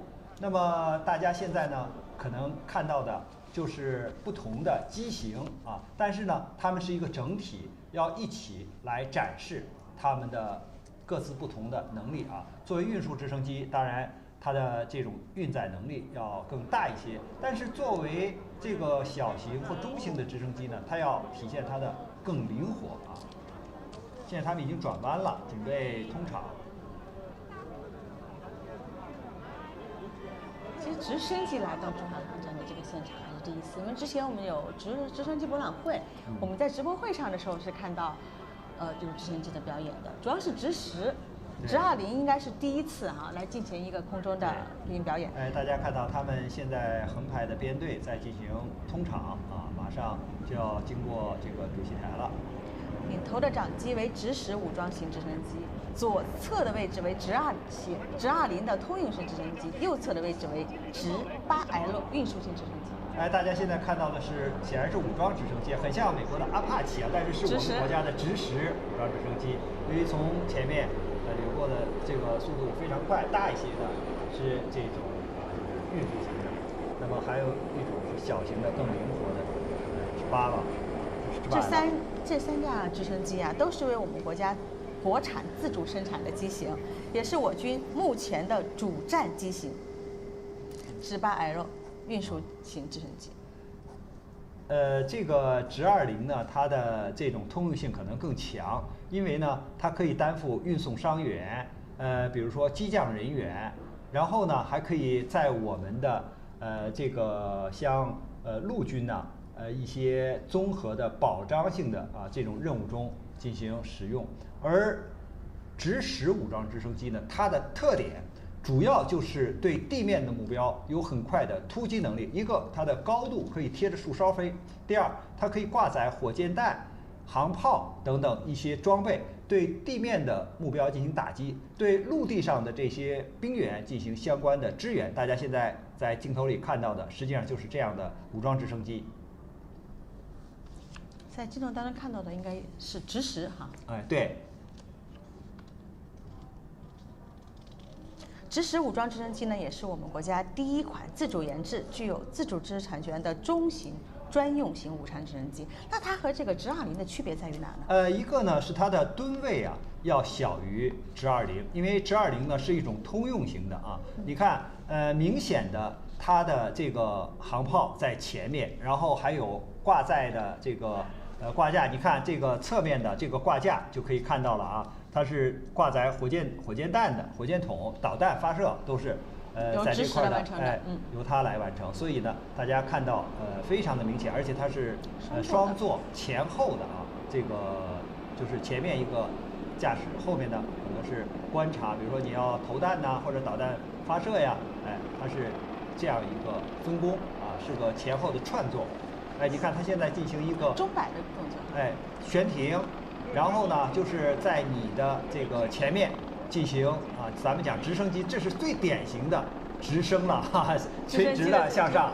这是个钟摆的动作，向你致敬。它实际上呢，这个向大家对，就是用它的特殊的方式啊，大家问好，向大家问好，打招呼。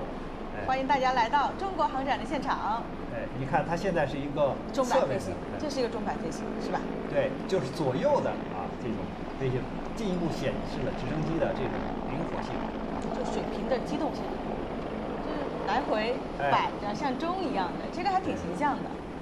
现在它又反方向的啊，向它的右侧，这个进行横向的飞行。大家看，一个是它高度非常低，还有一个呢，它飞行的非常的灵活自如。那么展示了就是武装直升机啊，因为它一个要搜索发现这个目标，同时呢，它要规避就是地面上的这个对它的可能打击造成的威胁，所以它展示的这种灵活性，实际上也是在显示它就是防范和进攻的两种能力。其实这样的一个动作，平时在训练飞行员绕点追打地面目标，连续进行火力打击的作战行动的时候用的是。是的，因为大家注意到，它假设前面是敌人的一排横向的防御的目标，那我可以横着，就是做这种钟摆的时候，把你前线的这些目标呢，用航炮或者是用导弹或者火箭弹呢，进行直接的这种压制，而不是一个前后的压制。而现在呢，它向大家展示的呢，就是它要能够就是俯视的对目标更进一步的近距离的观察和打击展示了它的这样一种飞行控制能力。这就是武装直升机的这样的一个能力吧？你看这个直十吧，这是直十在哪里？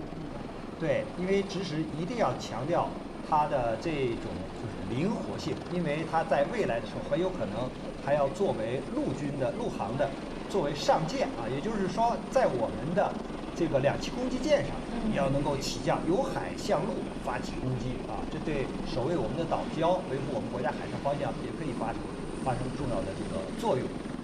所以它现在呢，除了这个悬停钟摆式的这个表演以外，可能还要有一种蛇形的机动。这个体现了就是我们刚才讲的要贴着树梢因为这样的话呢，对方不容易发现它，可以非常好的隐蔽自己。快速的进行突防。其实他在模仿这个蛇形走位，这个动作通常用于训练飞行员低空飞行时连续躲避障碍物或者攻击。对，大家想，如果现在在山沟里面，很有可能就要忽左忽右，对吧？规避这个山的这个撞击，所以在这个地方呢，它就显示了我在低空的时候非常灵活的转弯，实际上就是蛇形机动、八字机动，然后呢，这样来体现它的这种操控的性能。现在做了一个盘旋，这个体现了它的这种在原地的这种机动性。大家都觉得可能直升机没有这个就是咱们的战斗机那么巨大的这种轰鸣声这个在于是它的发动机的这个。对，因为它的这个发动机是，我先讲，它不要求那么高的速度，因为一般直升机只要求每小时200-300公里的速度，而喷气式的飞机，它是要超音速的或者是高压音速的，所以它的发动机的这个喷出来的尾部的声音非非常巨大的。但实际上，你如果坐在这个直升机里面，震动也是非常大的。我们2个人讲话就这样讲话是互相听不见的，必须要通过耳机。如果坐过直升机的同志啊，就会有这种体验。实际上它的这个力量还非常大。如果你在下边啊，就是你如果在这个时候戴着帽子的话啊，就是它的这些风呢是可以把你的帽子吹掉的。哎，所以大家看的时候好像很平静，但实际上底下的这个草木啊都是被它的螺旋桨最大的这个转动的风速所吹动。所以这个直十武装直升机其实一直都在展示它的各种性能，比如说它的机动性，然后它的这个实战能力，快速的改变方向这种能力等等。对，大家看到现在它是一个大角度的俯冲，因为大于30度角度俯冲就可以直接俯冲。它刚才起码有个45度角以上，现在在进行通航。运转回升，500多度的一个回升，跃升倒转。大家看到它跃升之后呢，开始转变自己的方向啊，就是充分体现直升机的这种灵活性。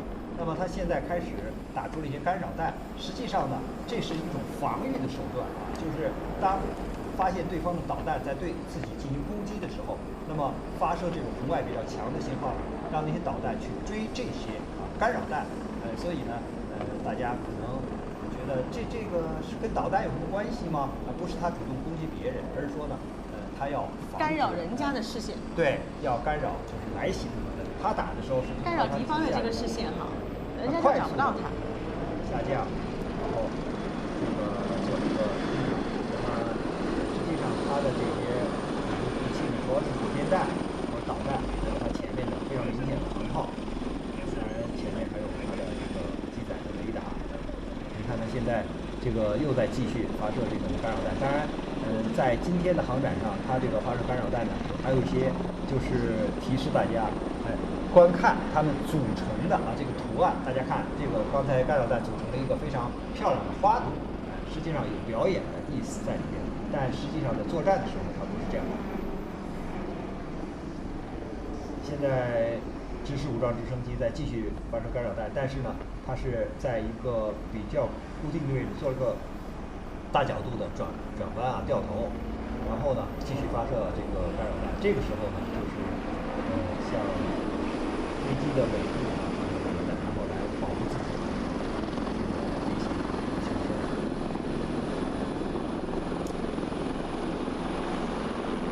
现在是一个快速的机动的转弯，然后调整方向，因为它要尽量的让这个展馆的这些观众啊，对它看得更清楚一些，所以它不能离开啊，就机场跑道的距离太远，所以一直在这个附近呢进行相关的表演飞行。这个直十武装直升机可以担负攻击地面的装甲目标，刚才我们看到可以打出这个干扰弹，提供战场的火力支援，夺取超低空制空权等。现在是在吊起一个装甲车。装甲车，对。这样的话呢，就是显示了啊，我们这个直升机它的一种快速的投送的能力。因为我们知道这个车辆啊，它尽管速度很快，但是要翻山越岭怎么办呢？那如果用直升机就可以快速的把这样的车辆啊，或者是火炮啊，或者是其他的装备就吊起来，然后呢直接就是运输。所以它在显示啊，这样一个悬停，我能够拉多重的一个东西，多大体积的一个东西，然后快速的呢吊装起来，然后啊就是比如说这个跨过河流，因为桥梁被炸了嘛，那我可以把我的火炮啊，把我的兵员呢，把我的装备啊运送过去。那现在呢，它就体现了这种吊装的能力啊。现在我们看到进行吊装的是直8L 运输直升机，吊挂的是一个全地形的突击车。这个直8L 运输机呢，也是我国自主研制的大型高原运输直升机。现在直8呢，它也有多种型号啊。刚才我们现在展示了，就是直8L，陆地上用的，因为 L 可能是代表着意味陆地啊，因为我们还有 H 就是海军型的，那么它的这种直八 H 呢，这种运输机一般在我们的就是两栖攻击舰，还有船坞运输舰上啊，登陆舰上都可以看到啊，比如说昆仑山、长白山这样的啊，都可以看到这样的。其实它们的结构那基本上大同小异，都可以有这样吊装功能，还有就是运输比较多的装备啊、人员啊这样的功能。所以现在它是通过在陆地上的这种表现啊，特别是要强调一点，它适合在高原啊这样的地方，因为高原嘛，氧气比较稀少。那么在这样的情况下，你的这些装载或者运载的能力可能会受到限制，但是呢，它可以通过这样的表现，说明即使是在高原，我仍然能够完成相关的任务，特别是大家可能都比较熟悉我们国家的青藏高原那个方向啊，那是基本上都是处于一个无人的海拔的这个比较高的地方啊。那我们守卫边防的官兵无论是需要物资的时候，或者是装备的时候，都可以通过直八 L 这样的直升机呢，为他们进行保障和运送。所以这个直八 L 其实也是专门针对这个大型的高原运输来专门研制的一款新型的直升机。所以今天我们是以点带面，因为这个是陆航的航空兵的表演，所以我们通过陆军的这个直八 L 的表演，我们也可以联想到空军相应的这种就是运输机，直升机的运输机，海军的直升机的运输机这是我们整个中国人民解放军的装备的一种建设发展。直八 L 型直升机，它是在直八直升机的平台上来进行改装的，是吗？对，因为直八就是属于是比较大的一个组件，它的自重呢应该有30吨了。一般的像轻型的直升机只有4、5吨重所以是轻型的，还有10几吨重的中型的。我们看到现在就是在通场的是直10武装车。他们之间其实在进行一个交叉的协同就是他在运输的时候，可能他在近距离的在我们的视线范围之内，再来进行它的这个飞行能力的展示哈。对，因为今天的给每种机型或者每个单位的表演时间都是有限的，那么所以我们要在这么短的时间之内，要把各自的这个特点、各自的性能都给展示出来。刚才我们看到了吊装，那现在呢，我们看到了就是这个直升机呢缓缓的开始回场了，因为它刚才已经表演了这个各种的动作，这就是还是一个中摆的动作，在盘旋，它是准备降落了，着陆了。对，大家看到现在它非常稳的降落在跑道的最前端了。那也就是说，直10进行的表演已经结束了，因为它刚才表演了各种的性能，包括释放这种干扰弹。那么现在看到这个直八 L 的运输机和直20两架，这都是直8吗？前面是直8，后面是直20。因为直8明显是比直20还要大，直20是中型的，而这个直10的它比较小，但它又是轻型的这个大一些。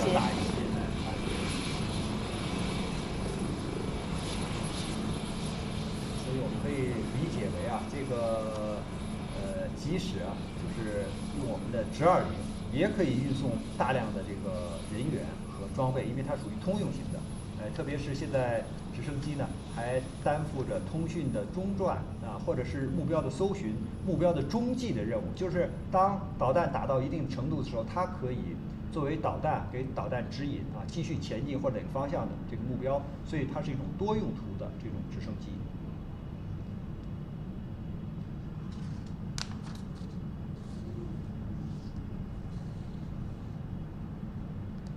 因为能见度的关系所以这个尽管直升机距离我们的距离呢并不是很远，但是呢它还是不是非常的清楚因为这个今天能见度不是很好，今天云层比较低，所以81飞行表演队飞的也是第3套动作，因为它整个是根据它的这个珠海的天气等等来进行调整的。这几天珠海一直在下雨，今天算好的。对，但是据天气预报说，明天后天可能天气更好，所以希望大家明天后天还能够继续锁定观看我们的继续观看直播报道。可能就是这个我们的飞行员飞出来的动作更多，这个大家呢能够看到的这种精彩的镜头也更多。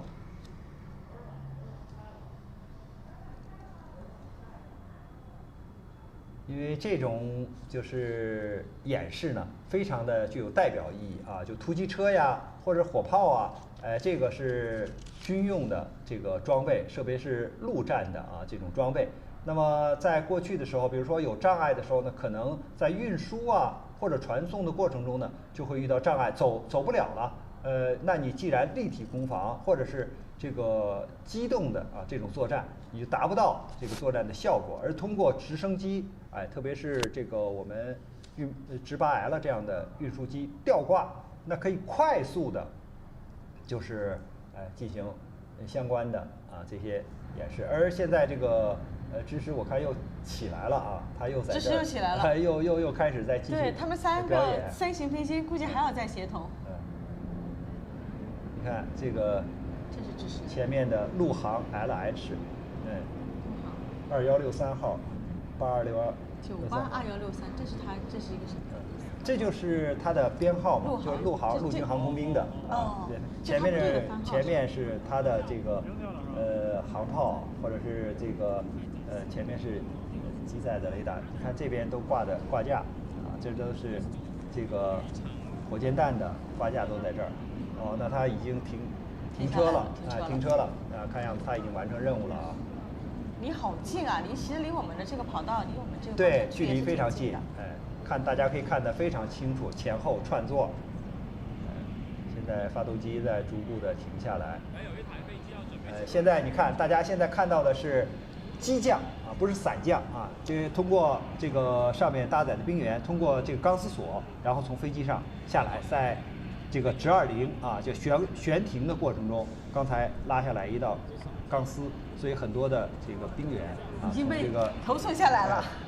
这个叫机降，就是机动降落。就是一个有伞降，就跳伞，区分于这个伞降。这种呢就是要你的距离离地面更近，更快速一些。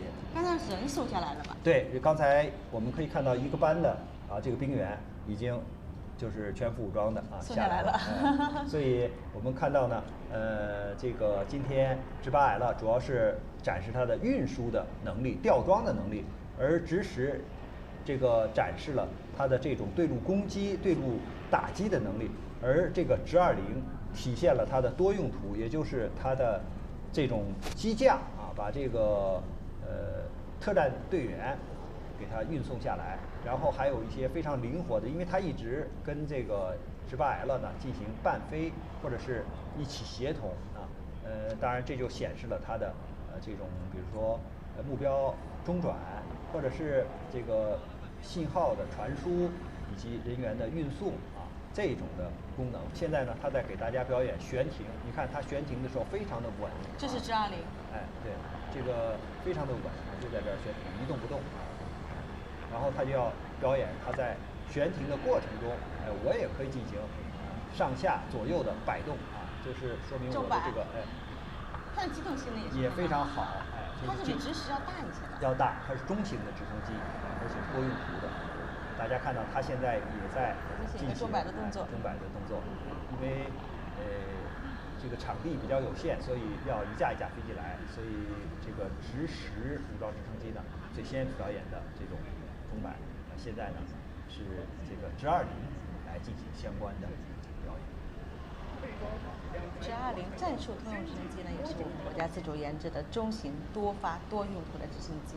它采用的是单旋翼、带尾桨的，然后低位后置平尾的这样一个构型。这是一种什么样的构型？有什么好处呢？因为这是传统的直升机的构型。这样的话呢，一个是安全的性能比较好，还有一个呢就是它有尾桨比较灵活。你看现在大家可能印象比较深的是，俄罗斯的卡52就是同轴共桨，那么那个速度更快，但是呢它没有尾桨，它比较平稳，但是呢它从这个某一些性能上，跟这个我们现在直20啊，或者是传统的这些直升机呢，是有一些差异的。它主要追求它的速度，或者是在打击的时候它的稳定性。但是从整体的安全性，还有运输的这种能力上来讲，实际上呢，我们直20呢还是有比较好的这种安全的系数和比较好的这种性能。其实直20因为是通用型直升机，据说它首次应用了电传的飞控、旋翼的防图兵等新的技术。它在白天黑夜就是这种复杂的气象条件下，也能够进行这样的运输。对，这个呢就是我们讲的全天候飞行，就是在白天、夜间都能飞行呢，叫做昼夜的飞行。但是呢，白天又分成2种气象，就是昼辅和昼简，就是白天的简单气象和白天的复杂气象。那么，现在它在发射干扰弹啊，就是大家看到这个还是相当漂亮，非常的漂亮。它是打出了就是一个横向的啊，不像刚才放花似的，因为它是做了一个前后的飞行，所以呢，它放出这个干扰弹之后呢，来保证自己的安全。那我们讲到就是直20这种飞机啊，它由于是通用型的，由于可以执行多用途的这种任务，大家有的时候都可以通过这个飞机的舷窗看到对面啊，所以看又打出了干扰弹。干扰弹，而且我们注意到它故意让这个干扰弹形成一个漂亮的图案啊，你看，这个时候像菊花一样啊，这么一个转一圈儿，然后呢打出一个图案，那这样呢很显然是表演给大家展示的这个意图在里面，但在实际的作战应用中呢，它可能要根据实际的情况来发射干扰弹的方向和数量。你看它现在是非常低的一个高度啊，就是利用这个山势来掩护自己，并且呢贴着山飞行，实际上也在表演它在未来的军事行动中的时候呢，可以借助山势，然后呢有效的出防。所以其实今天的展示的这个直8L、直10和直20，其实突出了他们不同的这样的一个直升机。对，尤其是在作战体系当中，他们能够承担的角色。对，他们有各自的长处啊。你比如说吊装就要靠8L，那么打击火力支援就要靠直10，而多用途我们就可以用直20了，通用型的直升机。这体现了我们现在直升机型号多、功能全，那很显然对我们的这个作战是一种巨大的提升啊。现在应该是着陆了。菱形着陆。什么是叫菱形着陆？其实呢，就是因为它的这个刚才在飞行的时候呢，它的这种已经离跑道非常近了，就近距离的，非常近的，直接的、快速的降落。这也是它的这个适应力非常强。对，就是因为你作为军用的直升机，很显然是具备要非常灵活的能力和非常熟练的这种操控的技能。这个把车辆卸载了，大家看到突击车已经不见了啊，所以它已经运到了目的地了，现在完成任务了，返航了，我们又回到了这个展馆的上空。应该今天的这个表演基本应该是结束了。陆航的这个3架直升机的表演结束了，他们展示了各自的性能特点，展示了我们兵员的这种很好的驾驭的能力。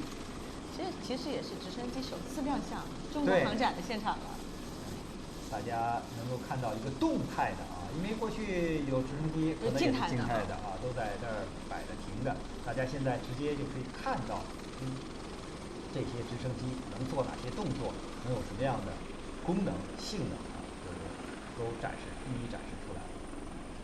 所以在这个中国航展的现场，我们不仅是可以看到最先进的这样的一个武器装备，其实这次有很多的大国重器也是亮相。他们说首发首设有很多的新产品，也体现了我们新技术的发展。的确，刚才我们通过这个讲解，也既看到了就是我们军用战机的这些性能力，而且呢我们也展示了民用的这些飞机的特点，比如说刚才 C919的这种飞行客机，还有就是像特种的飞机，比如说这个 AG600这样的可以灭火的飞机。现在我们大家看到了陆军航空兵的直升机这个作为中国人民解放军的这个建设发展来说呢，也是一个巨大的跨越。因为过去解放军嘛都是靠2条腿走路也没听说过，就是说还有直升机如虎添翼的来进行空中的支援。而现在我们已经有了自己国产的这样的多型号的直升机来加入陆军的部队所以大家以后觉得这个飞行员怎么是陆军呢，就觉得不足为奇了。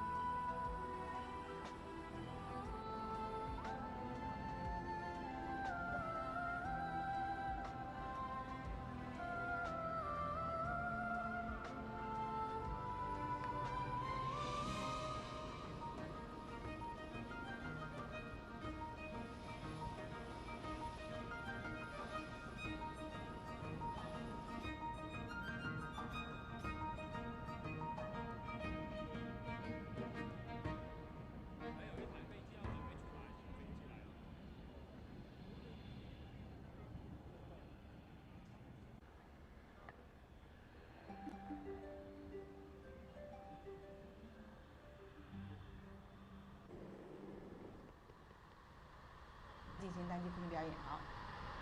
对，教师飞机呢是我国自主研发的一款跟世界同水平的一个高级教练机。它的起飞距离非常短，你看现在它在平飞加速，拉起，然后速度到了拉起，非常的漂亮。这飞机是近乎垂直于地面的扬州，一飞冲天啊！对。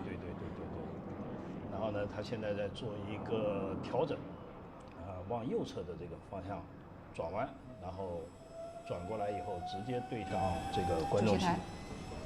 然后呢，开始做一个大坡度的盘旋。哇，发动机的声音相当的可以啊，这个。对。它的这个盘旋的半径呢非常的小，而且它的可用的引角也非常大。据我了解，这款飞机的最大可用引角达到了26度，而且它还有一定的余地。你看它的半径非常小。我的印象中，它的半径大概只有300多米。然后它改出以后，直接的大扬角又上升了。对，拉起。然后大伙可以看到它的2个边条涡是非常明显的。这个边条涡呢，对这架飞机的气动特性有非常好的作用，所以它的机动性，包括它的敏捷性，都是非常好。我看它起飞的时候就相当的快了，起飞间距很短啊。对的，它呢是配了2台这个全旋线数字电传控制的涡扇发动机。双发的，对。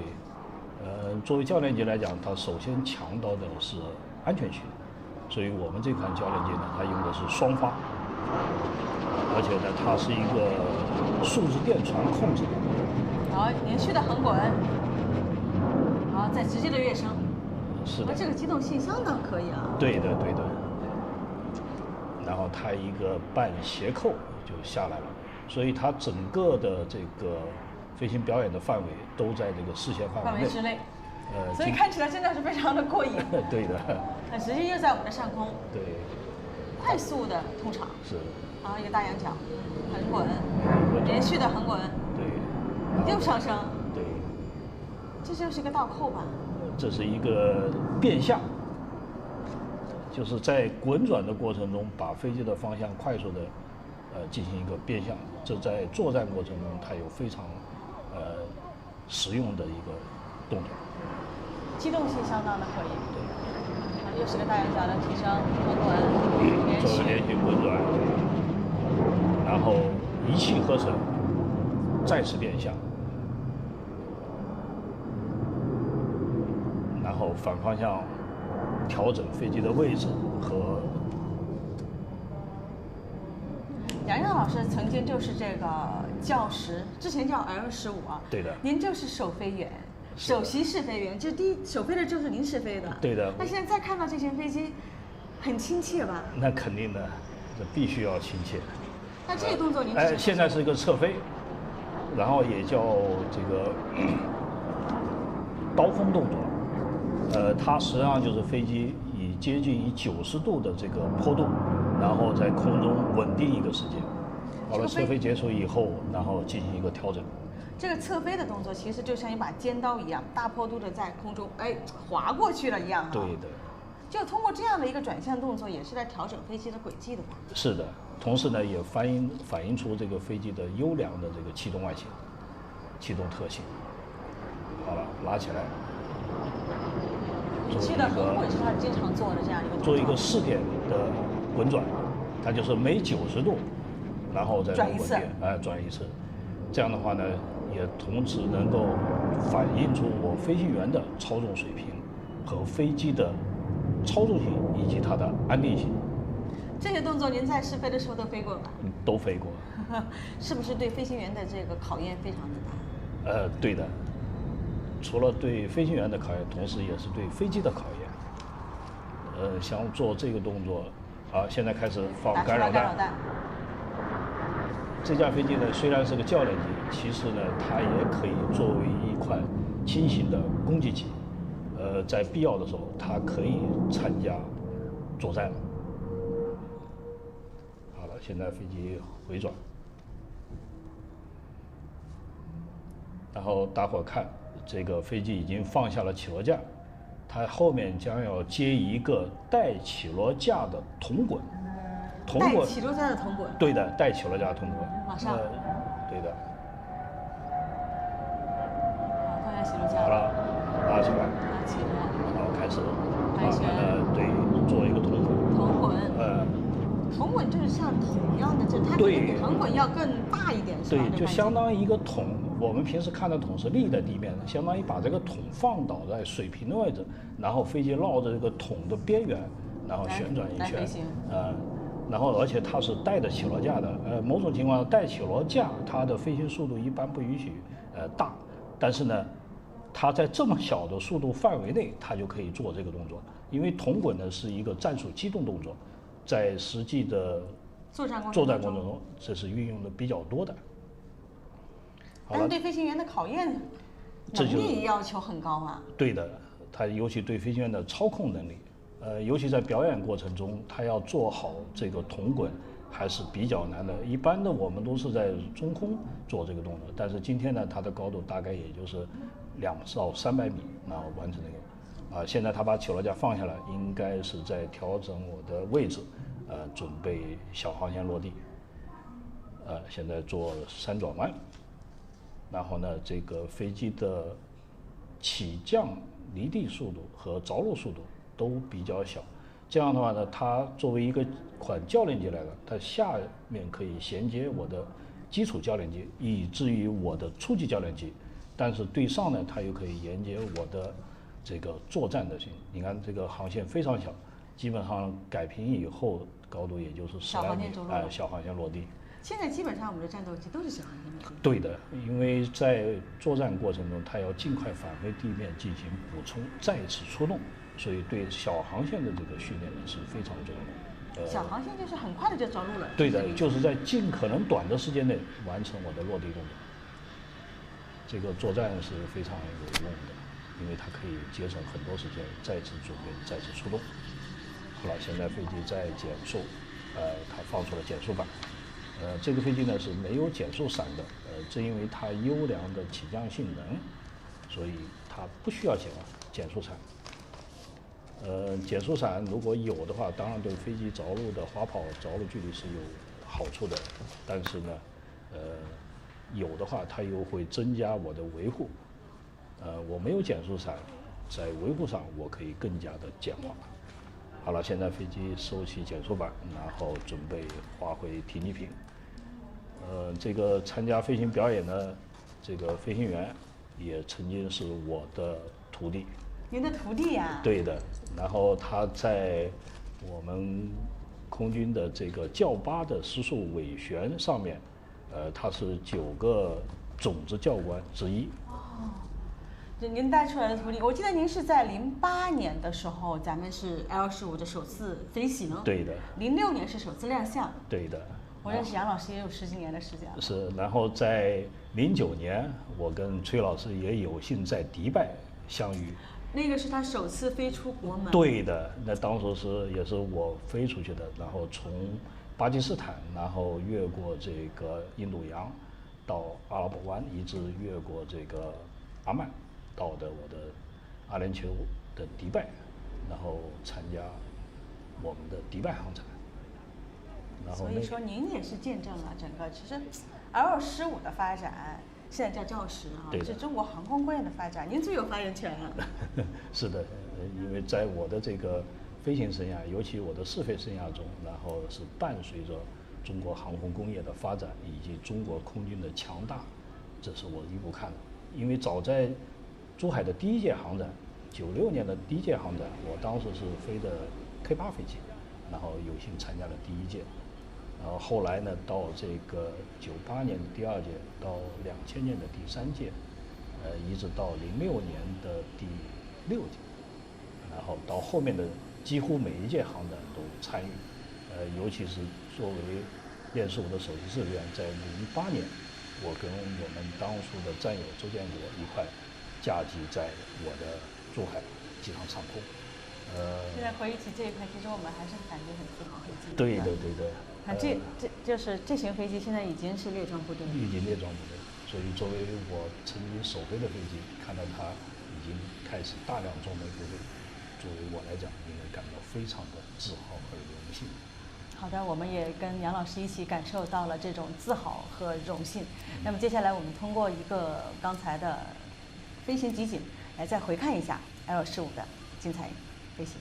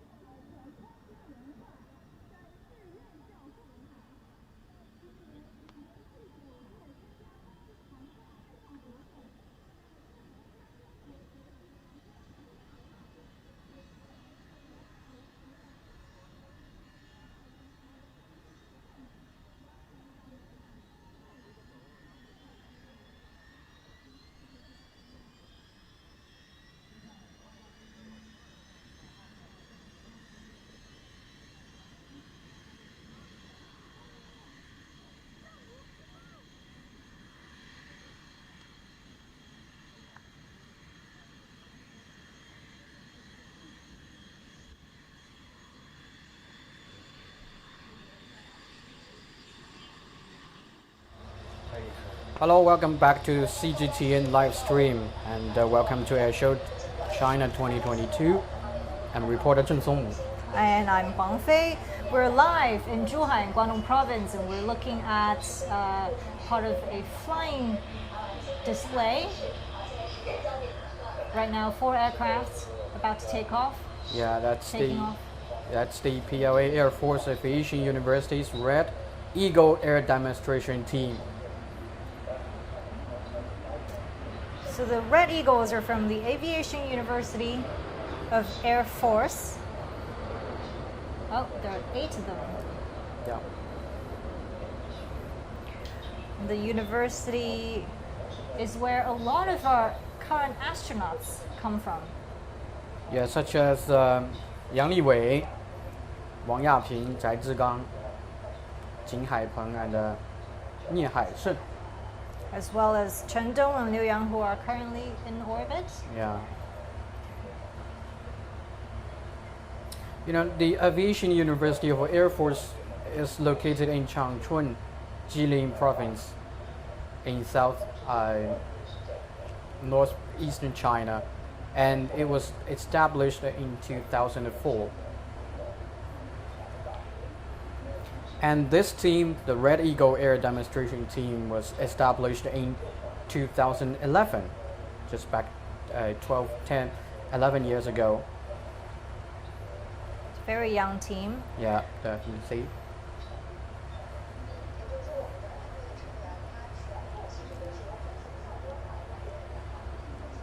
And we can see on the camera 8 aircraft are flying together. And the aircraft this team uses Zhao 8. this is K8 aircraft. K8 aircraft. And K stands for Karakoram Mountains, which Yes. are at the junction between China and Pakistan. Because in 1986, China once cooperated with Pakistan to develop the original model of K8.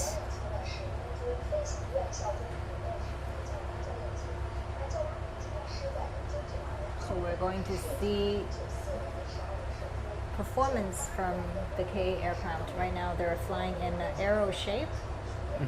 And Wow. releasing Colorful smokes.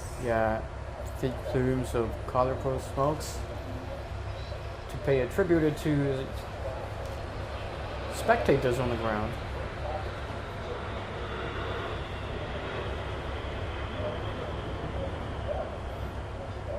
And they're changing their shape. Wow. Changing shapes very quickly. Yeah. This aircraft only made its this aircraft made its maiden flight back in 1994, and it was officially equipped with the Air Force Flight Academy in 1998. Right now, it's the main training model for the Flight Academy. And all the pilots are the instructors from the team. And among its 18 members, there are 3 super pilots and 15 first-class pilots, and they're all top pilots in China. And also on October 1st, 2019, the instructors from a team celebrated the 17th anniversary of the founding of the People's Republic of China on the National Day Parade, flying 7 K-8 aircraft over Tiananmen Square with colorful smoke.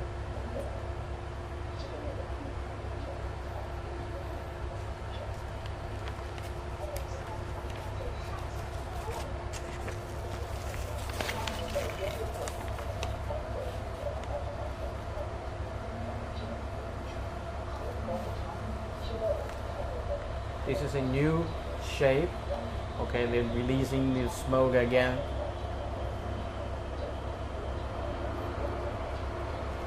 But only 3 of them are releasing the smoke.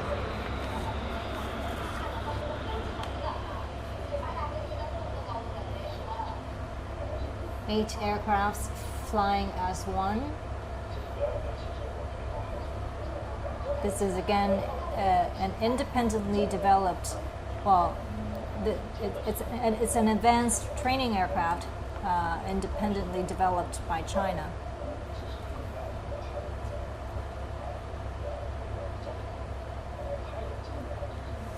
It's equipped with some fire control systems and can also mount air-to-air assault weapons. They look like bees on the camera Yes. in the sky. Bees that can mount very powerful attacks Yeah. in combat. And so for students learning to fly fighter jets, learning to use this aircraft and mount air-to-air missile attacks, and mastering how to use aerial cannons to attack enemies is one of the most basic training components in their one of the basic links in their combat training. And they'll turning right in a same flat. They also have to keep the distance in a proper way. Yeah, it looks like they're flying very close to each other again. Yeah.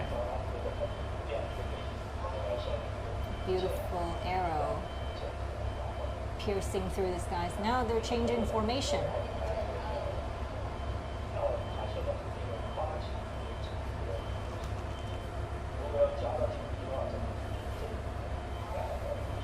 That's a diamond. Wow.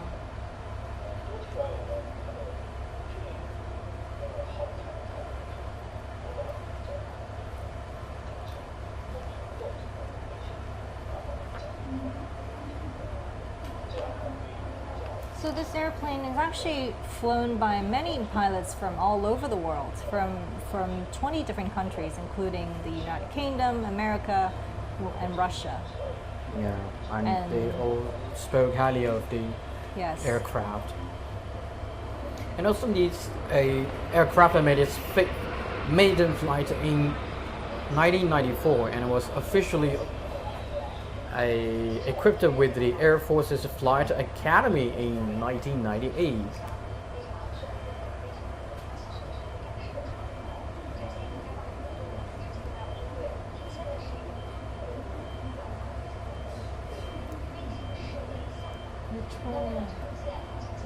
Wow, this is really demonstrating excellent situational awareness. Of the You need pilots. to know exactly where you are Yeah. in your team,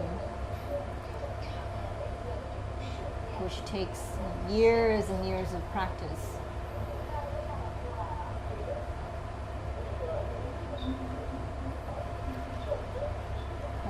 Flight demonstration teams like these are a window into a country's air capacity, air combat capacity. And the aircraft itself has been exported to other countries as well, countries like Pakistan, Myanmar, and Zambia, or Namibia. And the aircraft is equipped with some fire control systems, and it can also mount air-to-air assault weapons.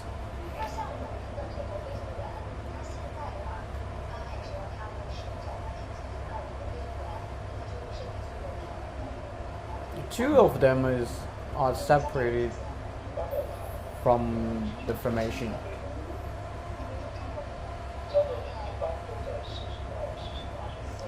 So I'm sure these formations and the way they change them have real, combat meanings. We're expecting they have a special movement for us. What are these two going to do? It seems that they're flying in a very close way. They're making a right turn. And now it's a flat pass. It's a very basic formation in real combat, and they separate, flying to different directions. So you can see the color is red, so that's why it's called a red eagle.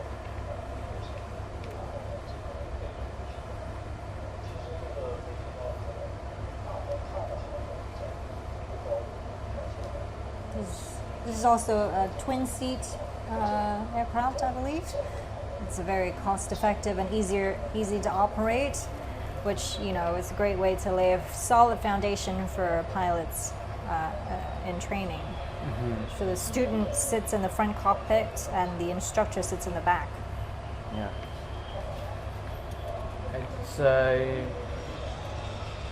okay. Opposing cutting edge pass again. Beautiful.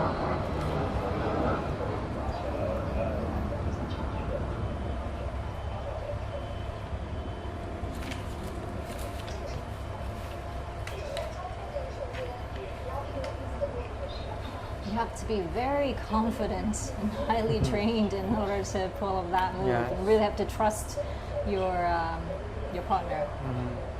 And the rest aircraft is doing a flat pass, releasing smokes and rolling at the same time.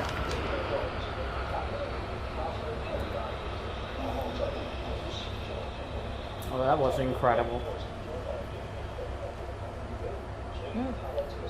Changing formation again. One of the aircraft was leaving the formation. This is a great demonstration of the airplane's maneuverability.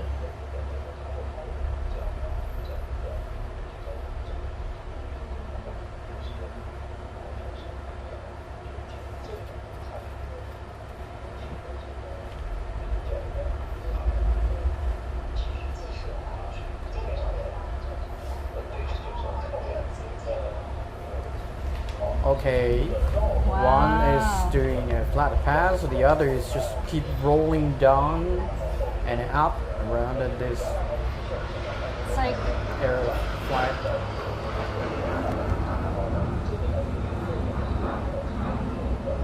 two eagles playing with each other, hey? Yeah, very beautiful picture. It just keeps rolling, and that's really challenging for the pilot.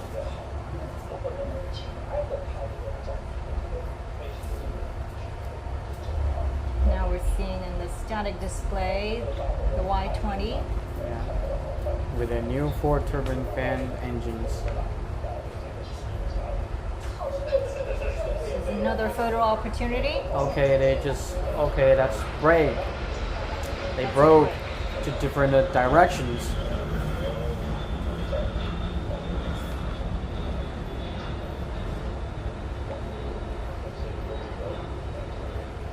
Leaving the smokes in the air looks like a beautiful painting.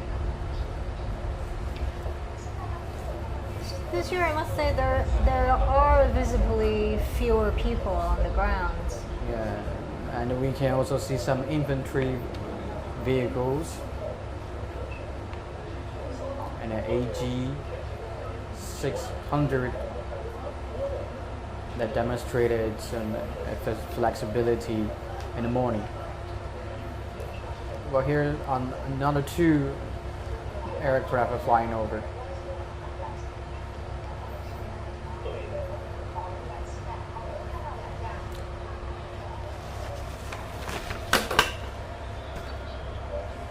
Okay, they're gonna repeat the movement.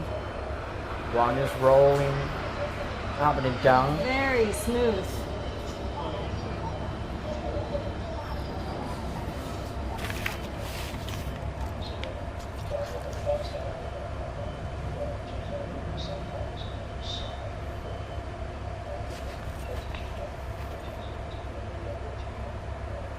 So again, these are best of the best in our Air Force. Yeah, and, top pilots. and the top echelon of these elites become astronauts. And also speaking of the training of pilots in China, this training of pilots of the Chinese Air Force is divided into the initial education, the advanced education, and also the army training education. And only in the advanced stage they get to actually use this K-8 aircraft. Yeah.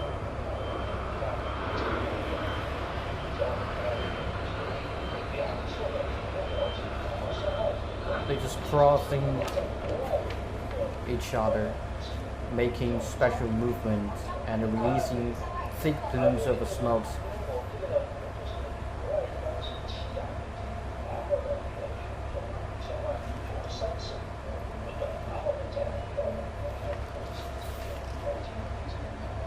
And also speaking of pilot training and pilot recruitment, there are, discussions about height requirements of these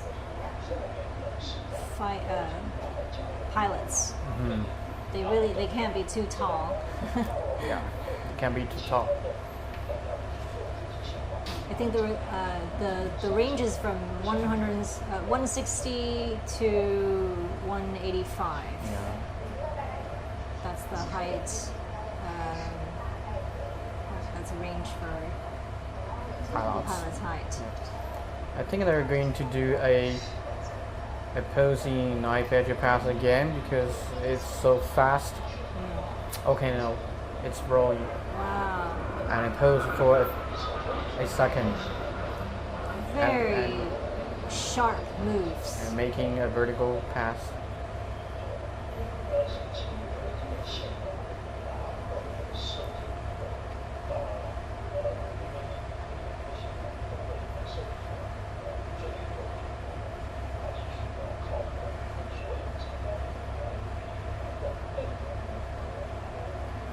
So in the higher education training stage, the K-8 aircraft is used. Yes. And I guess there's a lot of similarities between pilot training and astronaut training. Wow, this is amazing. Wow, beautiful. Yeah, this is even, much more difficult than the first movement. Wow. Now it's one aircraft is rolling around the 2 aircraft and they just broke to different directions. And they have to keep the same pace, and that's, I think, the most difficult thing to do. Because they have to communicate with each other all the time. And they have to control the flight while communicating.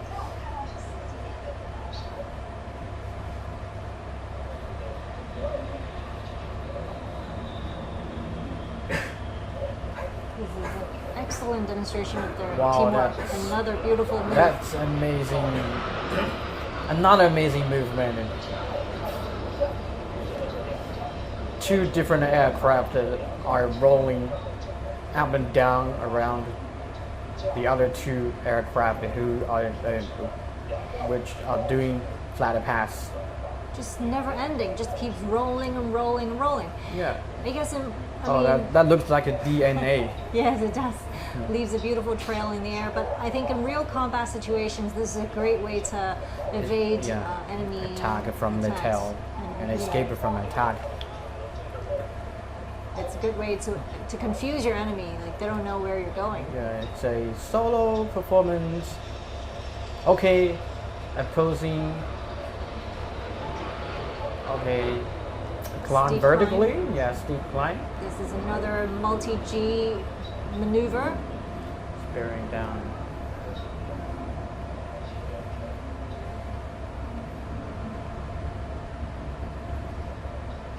And in the afternoon, it's a little bit harder to catch the aircraft on the camera because K-bar is smaller than J1020, J16, etc. Yeah, we're looking at the AG600M, which just performed earlier this morning. There are still quite a number of people. Yeah, in the center of the screen we can see a J20. Three aircraft are flying together with the altitude difference.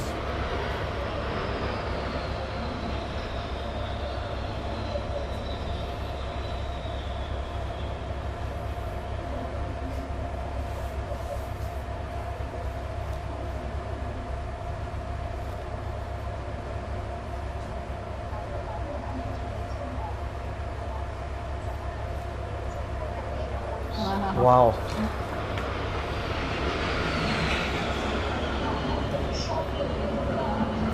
It's flying over our studio. Yes. But they're a lot less noisy than the J20. Yeah. That movement was really fantastic. You even can't think about a word to describe that.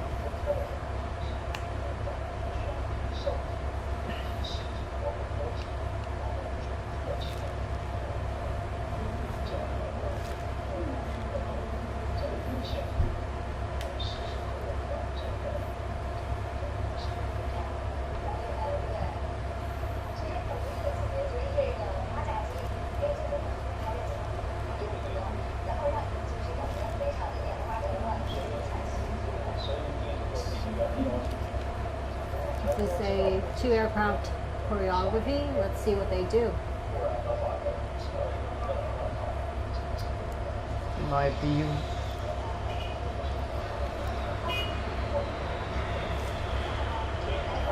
Ooh, that's. Wow, it's a four aircraft.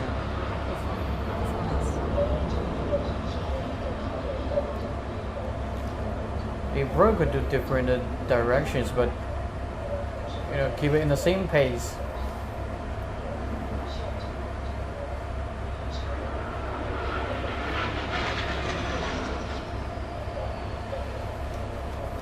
So again, we're looking at the static display of the Zhuhai Air Show, also known as Airshow China. It's the largest air show in China and has been held every 2 years since 1996 here in the city of Zhuhai in Guangdong province. And it's an event to promote the country's homegrown military and civil aviation technology. And we're looking at one right now. This is an indigenously developed trainer aircraft. And again, the Red Eagle Air Demonstration Team was established in 2011. It's a young team, just 11 years old. And on the camera, one aircraft is rolling and in pose for a second.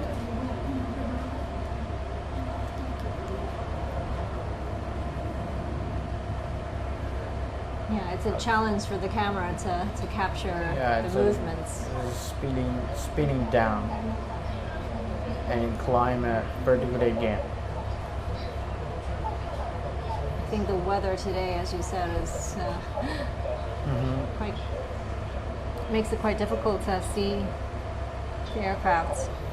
Speeding down is also important in real combat because it also helps pilots and aircraft to escape from an attack from a tail from the enemy. It's rolling again, twice. Okay, it keeps rolling. And then going up again.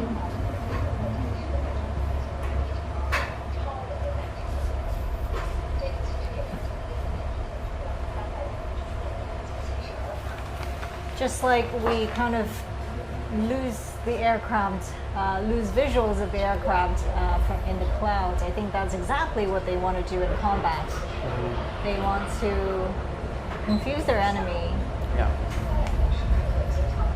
I feel the weather is getting better because it's getting brighter in the sky.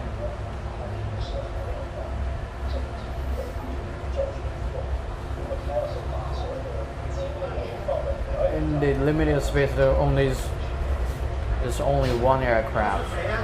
The rest must be preparing for the special movement.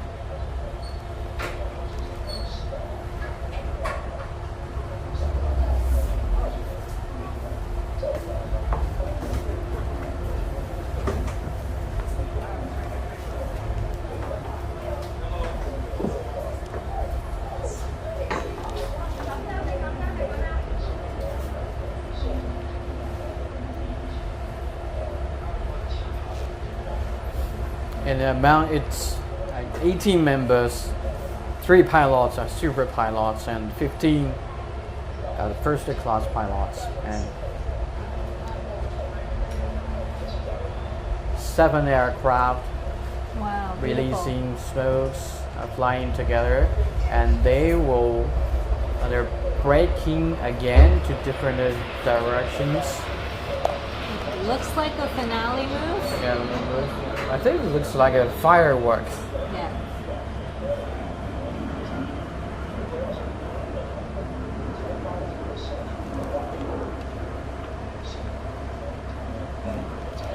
We mentioned that the K-8 has been exported to countries such as Pakistan, Myanmar, Zambia, and Namibia. Yeah. So it means that not only we can produce and manufacture aircrafts, we've also been able to get to a certain quality level, an international quality level that has been recognized by other air forces. Yeah, and also K-8 is cost effective and easy for the pilots to operate, especially for the students to operate, like a junior pilots.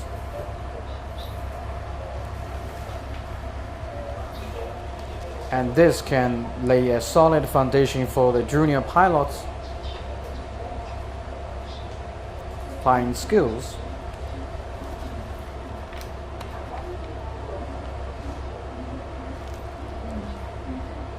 The flying displays have always been a highlight of every air show.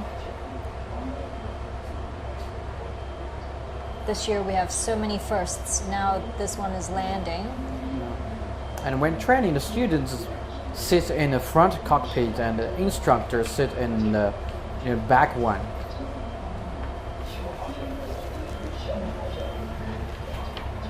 All of these aircrafts land very, very quickly and on a very short runway, which is again a crucial skill to have in combat situations.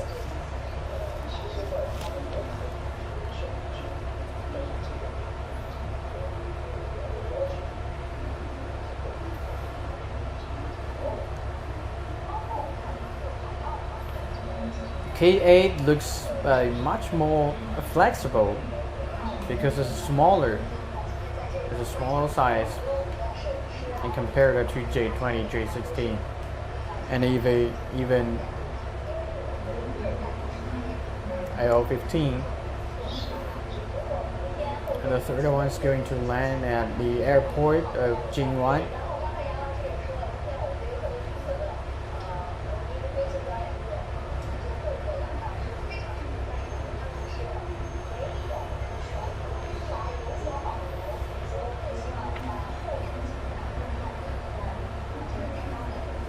and they haven't, demonstrated all their movement today.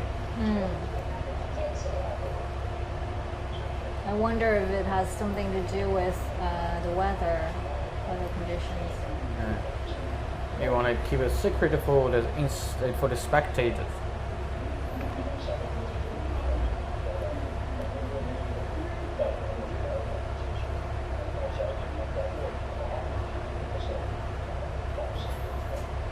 And we can see two pilots on the aircraft. Another one is landing.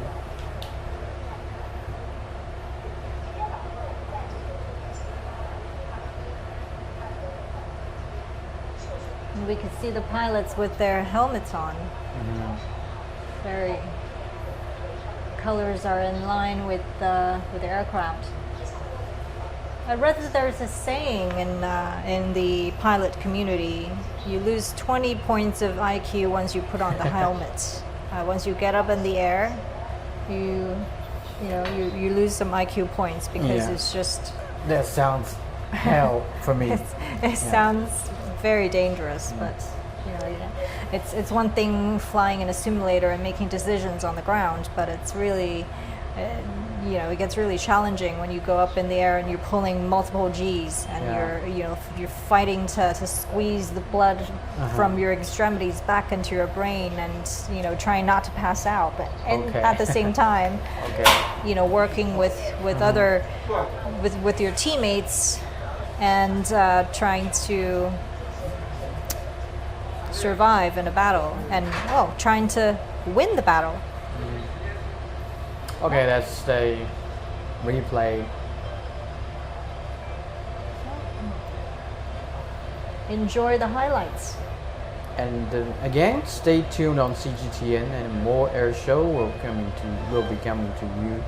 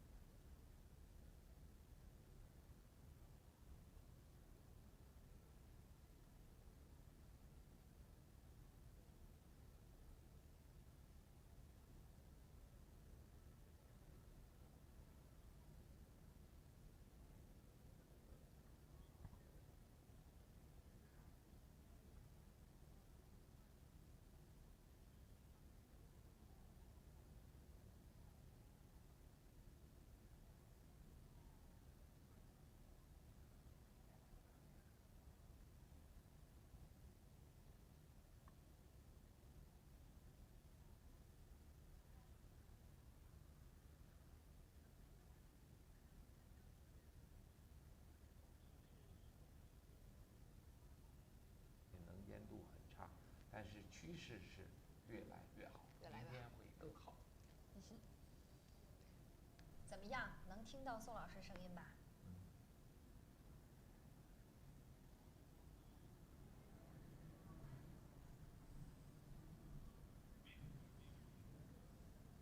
好的，那等你口令吧。等这么。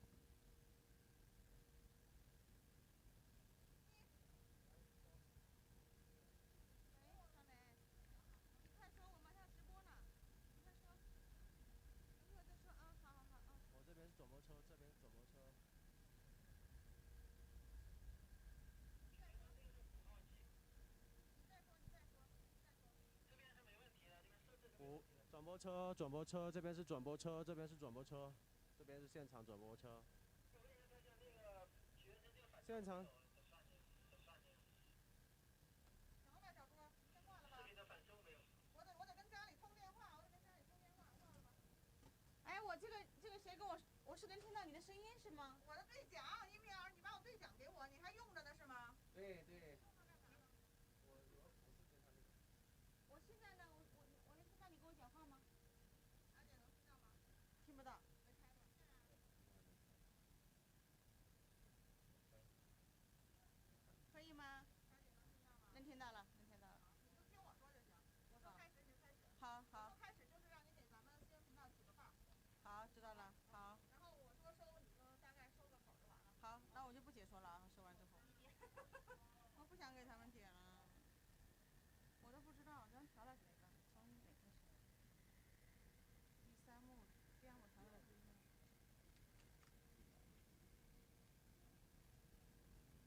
骏马奔腾。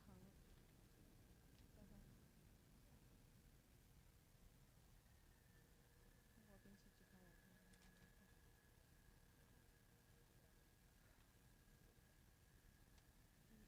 是VN21和 VP22人事战术车辆是吧？但这个 VN21和 VP22我没说错就行，我是说 SH15车载加榴炮是吧？ VN1、VN4、VN2，我就这些专业的不说错了就行。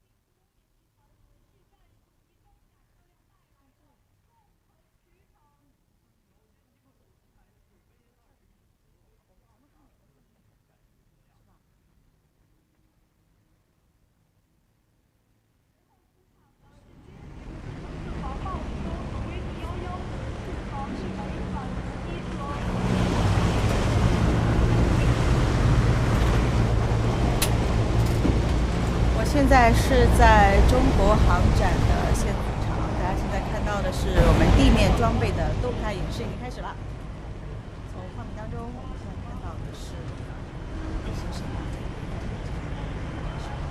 画面当中正在场中是来自于中国经验集团有限公司的404、606、808装甲车。这3型装甲车是从左侧不同的入口疾驰而来。从这个4×4、6×6、8×8，其实展示了一个系列化的产品。对，就是展示了中国这个厂在人身车辆系统化发展上的一些最重要的最新成果，包括在产品这个短视频发展形成系列化的一些产品的装备。好的，我们看到2型的轮式战术车辆正通过水池，它们是新一代的轮式战术承载平台，既能够满足武器装备的需求，也能够高效的进行人员的运输。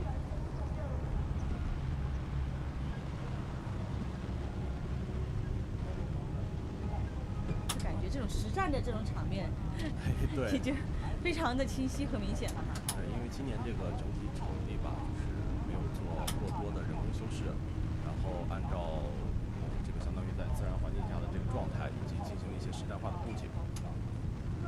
此刻正在进行抬炮的是 SH-15型15毫米加榴炮，自行加榴炮。然后你可以看到它可以在整个这个纵坡上，然后通过放开驻除，然后它整个悬浮架下降以后，然后能够实现快速的这个火力展开，进行射击以后，同时在射击之后，然后还能进行一个快速的收回，进行一个快速的阵地转移。它其实是一个车炮一体化的这样的一个车载加榴炮吧？是的，因为现在战争中这个侦测手段越来越多以后，一些对炮位的这个一旦发射以后，炮位的反侦察这个手段也是比较多，能快速对这个炮位进行定位。所以说采用这种的车载炮的形式，能够实现一个快速的展开、快速的布置、快速的机动，以及在射击后的一个快速的转移。同时，它的这个越野能力强，射程远、精度高，其实这也代表了155火炮发展的一个未来的方向。对。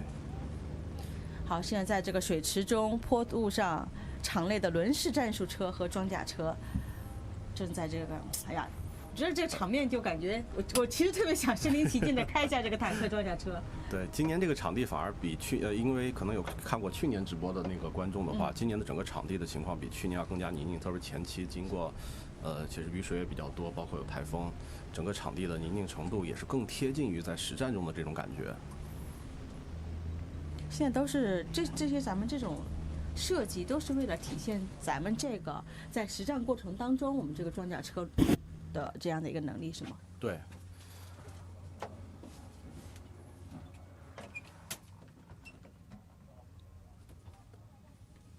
好，现在我画面当中看到的是什么？现在画面中看到的也是咱们去年在航展上刚刚最新亮相的这个 VN-22型6×6轮式装甲车，也是中国兵器工业集团在轮式装备方面的一个最新一代的6×6产品。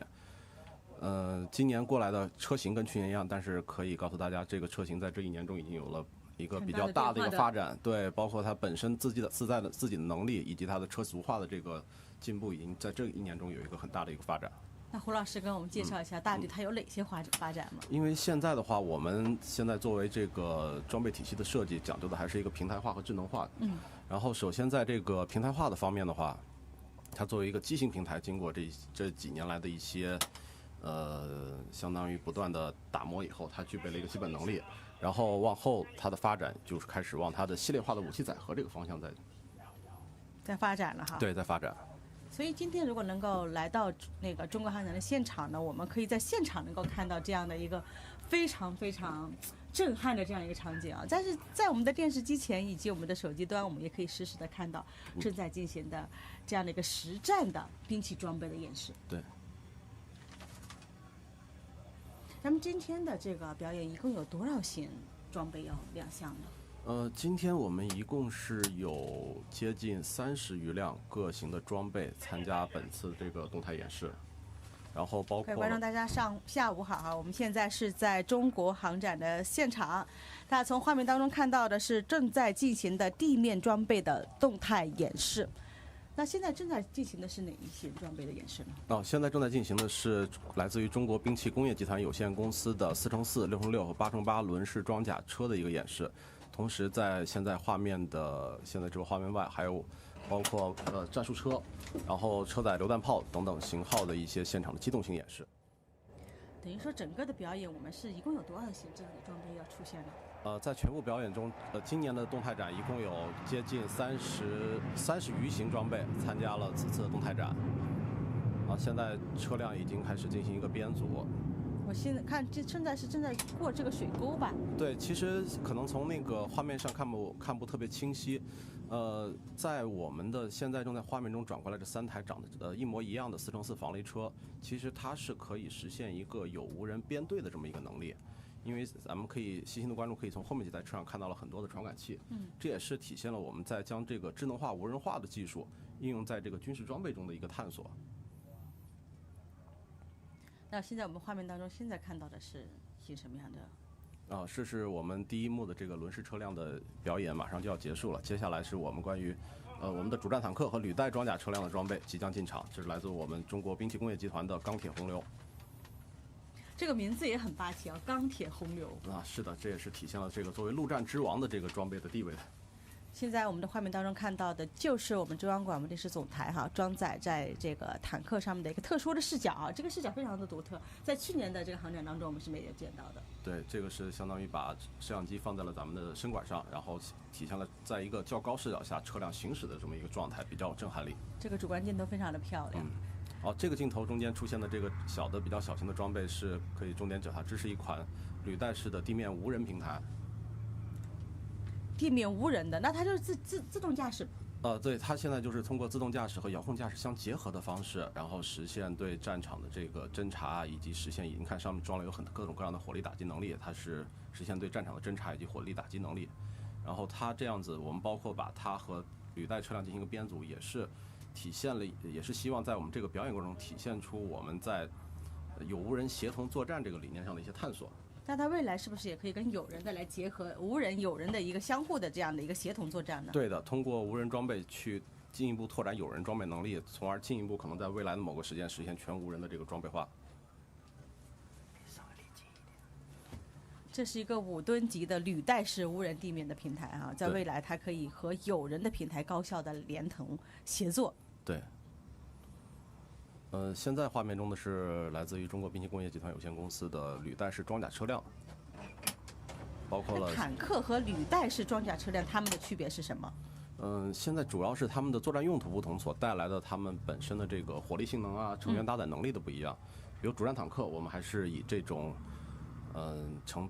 搭载大口径武器，然后高防护、高机动、高火力这么一个形式。而作为履带装甲车辆，它的功能不同的话，它都是履带底盘，具有相同的通过性能，但是根据载荷的不同，它可以承担包括人员输送车呀，包括像突击车呀，包括步兵战车，包括医疗救护后勤保障等等方面的这些能力。我看现在是这个坦克和履带装甲车是同时的在集结，纵向的排开这个成编制的这样的一个设计，也是为了体现未来我们整个的一个作战部队它的一个未来的能力吗？是的。现在镜头中的就是我们那个主战坦克的明星产品 VT4 主战坦克和 VT5 主战坦克，然后在后依次排开的是VN12型履带式步兵战车和 VN17型履带式步兵战车。这个 VN12和 VN17履带式步兵战车火力猛，防护强，它也是可以与这个主战坦克来协同作战的，是吗？对，它就相当于实现了一个在这个机械化或者是未来这个智能化水平下的这个整个的步坦新型的步坦协同。那其实它也可以独立的来执行各类突击的任务，完全的满足现代化的战争的需求。对，是陆战场机械化、信息化复合发展的一个代表性的装备。是的。所以经过这几年的发展，其实我们这个地面装备也是越来越完善，越来越齐备对，它的这个先进性也越来越高了。现在咱们画面当中看到的是什么？现在画面中的主要我们能看见的是来自于中国兵工业集团的主战坦克产品。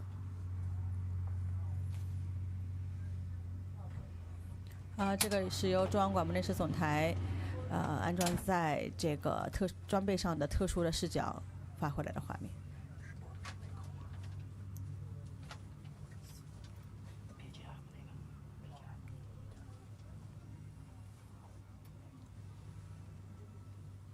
好，我们现在看到的这个画面当中是在呃翻过这个山坡哈、对，这是我们叫做起伏路。这是一身什么样的装备呢？这个是来自兵器集团的 VT5型主战坦克，这也是我们一型两用的产品。然后就是传统所说的外贸型的轻坦。哦，它就是更轻型化一些是吗？对它那个载重量是多少？它的战斗权重现在是在30吨，然后比较适合在一些水网稻田啊，包括一些比较地面包括像比较狭窄的一些区域啊，包括地面这个承载能力比较小的一些区域，所以说它的更为灵活。但是它在灵活的同时，它的火力和防护能力没有任何下降，还是比较强大的。今年这个场景的设计要比去年确实要难度大一些，我觉得，因为有很多的水沟啊，包括就是天然环境是因为对珠海下雨下的比较多。对，因为现在最近在我们演练期间，珠海的也经历了一场台风，然后也前段时间一直不停在降雨，但是对装备的这个机动性能，基本上在这样的条件下还是没有太大的影响。毕竟我们是要去实战的哈。对。那现在我们画面当中看到的是一些什么装备呢？这是来自中国兵器工业集团这个履带主战坦克和履带装甲车辆的，在进行一个集结谢幕，进行一个传统节目吧，坦克圆舞曲。可以看到，在这个转向过程中，坦克的这个火控系统是开启的，炮口始终稳定的指向了一个固定方向，这也体现了我们在坦克火控方面的一些这个比较强的能力。好的，其实在这个中国航展的现场，每天我们都会能够看到精彩的飞行表演，也会看到这个动态展示区来展示大国重器、国之重器的这样一个能力哈。好，欢迎大家接下来持续的关注我们新闻频道带来的中国航展的直击报道。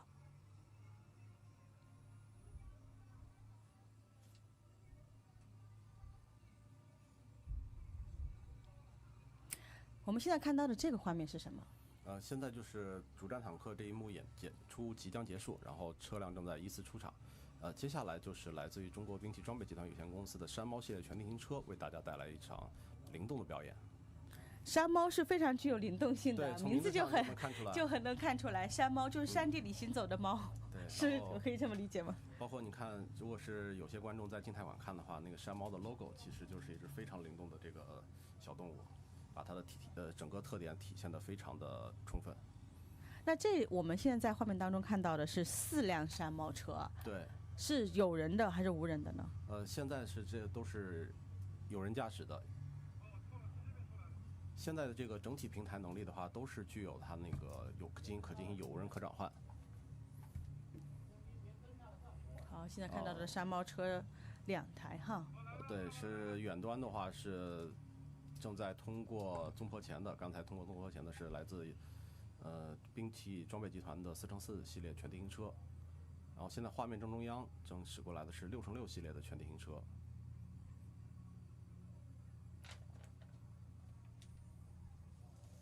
现在我们可以看到这个4辆山猫和4辆全地形车通过水池。可以看到，就是刚才画面中的咱们的山猫全地形车上也加装了很多的环境传感器。如果是比如说对智能汽车行业比较了解的同学，也能发现它包括了一些对环境感知的一些设备，包括刚才在中国兵器工业集团咱们展示的过程中，车上也有类似的这种环境感知设备在上面。现在的话就是现在的平台进行一个有无人可转换，然后面向无人作战的这种探索是进行的越来越多，也越来越深入。其实这样的一个编队也是为了让大家来了解这个超轻型无人作战的一个单元。对，然后以及体现各个超轻型平台能够在这个作战单元中所承担的作用。它可以依托直升机、运输机、空投完成快速的部署。对。现在画面当中看到的这个装备，是不是还是这个？对，还是6x6的全地形车。全地形车。对，也可以看到它有的。从观众视角来看的话，有些带棚子，有些背的有不带棚子，对它，所以说都体现了一个不同的一个作用。有的可以作为物资运输啊，包括弹药运输，然后包括人员运输，包括进行一些火力支援的，这个能力还是比较丰富的，就体现了这种在机型平台上进行系列化发展的一个思路。这开这个车的人会溅一身泥吧？对，因为这个其实也是这种超轻型车辆的一个特点，它的就是。为什么采用这种框架结构呢？它也是一个是重量轻了以后，整体它的机动速度能越来越快。第二个采取这么一个开放式结构以后，也比较方便这个人员的快速上下车。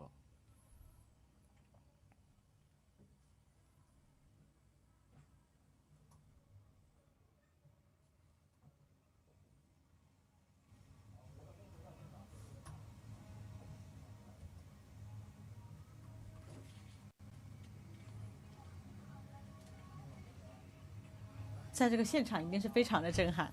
对。其实观众有机会的话，也可以有机会的话。And now what we see on the camera is the performance of PLA ground force. Their infantry fighting vehicles are demonstrating their flexibility. And that's the end of aerobatic performances today. And the aerobatic performance today shows China's military might is not merely a show of force, but it is the capacity to helping the weak. And also China's development marks the growing force for world peace. That's right. We hope you've enjoyed our 5-hour-long live stream and a stunning display of our aerobatic teams, our J-20 and J-16 fighter jets, the amphibious aircraft, as well as our first homegrown large commercial aircraft C919. We saw some historic moments today, and I hope you've enjoyed our live stream. And that's it for our show today. Stay tuned. See you.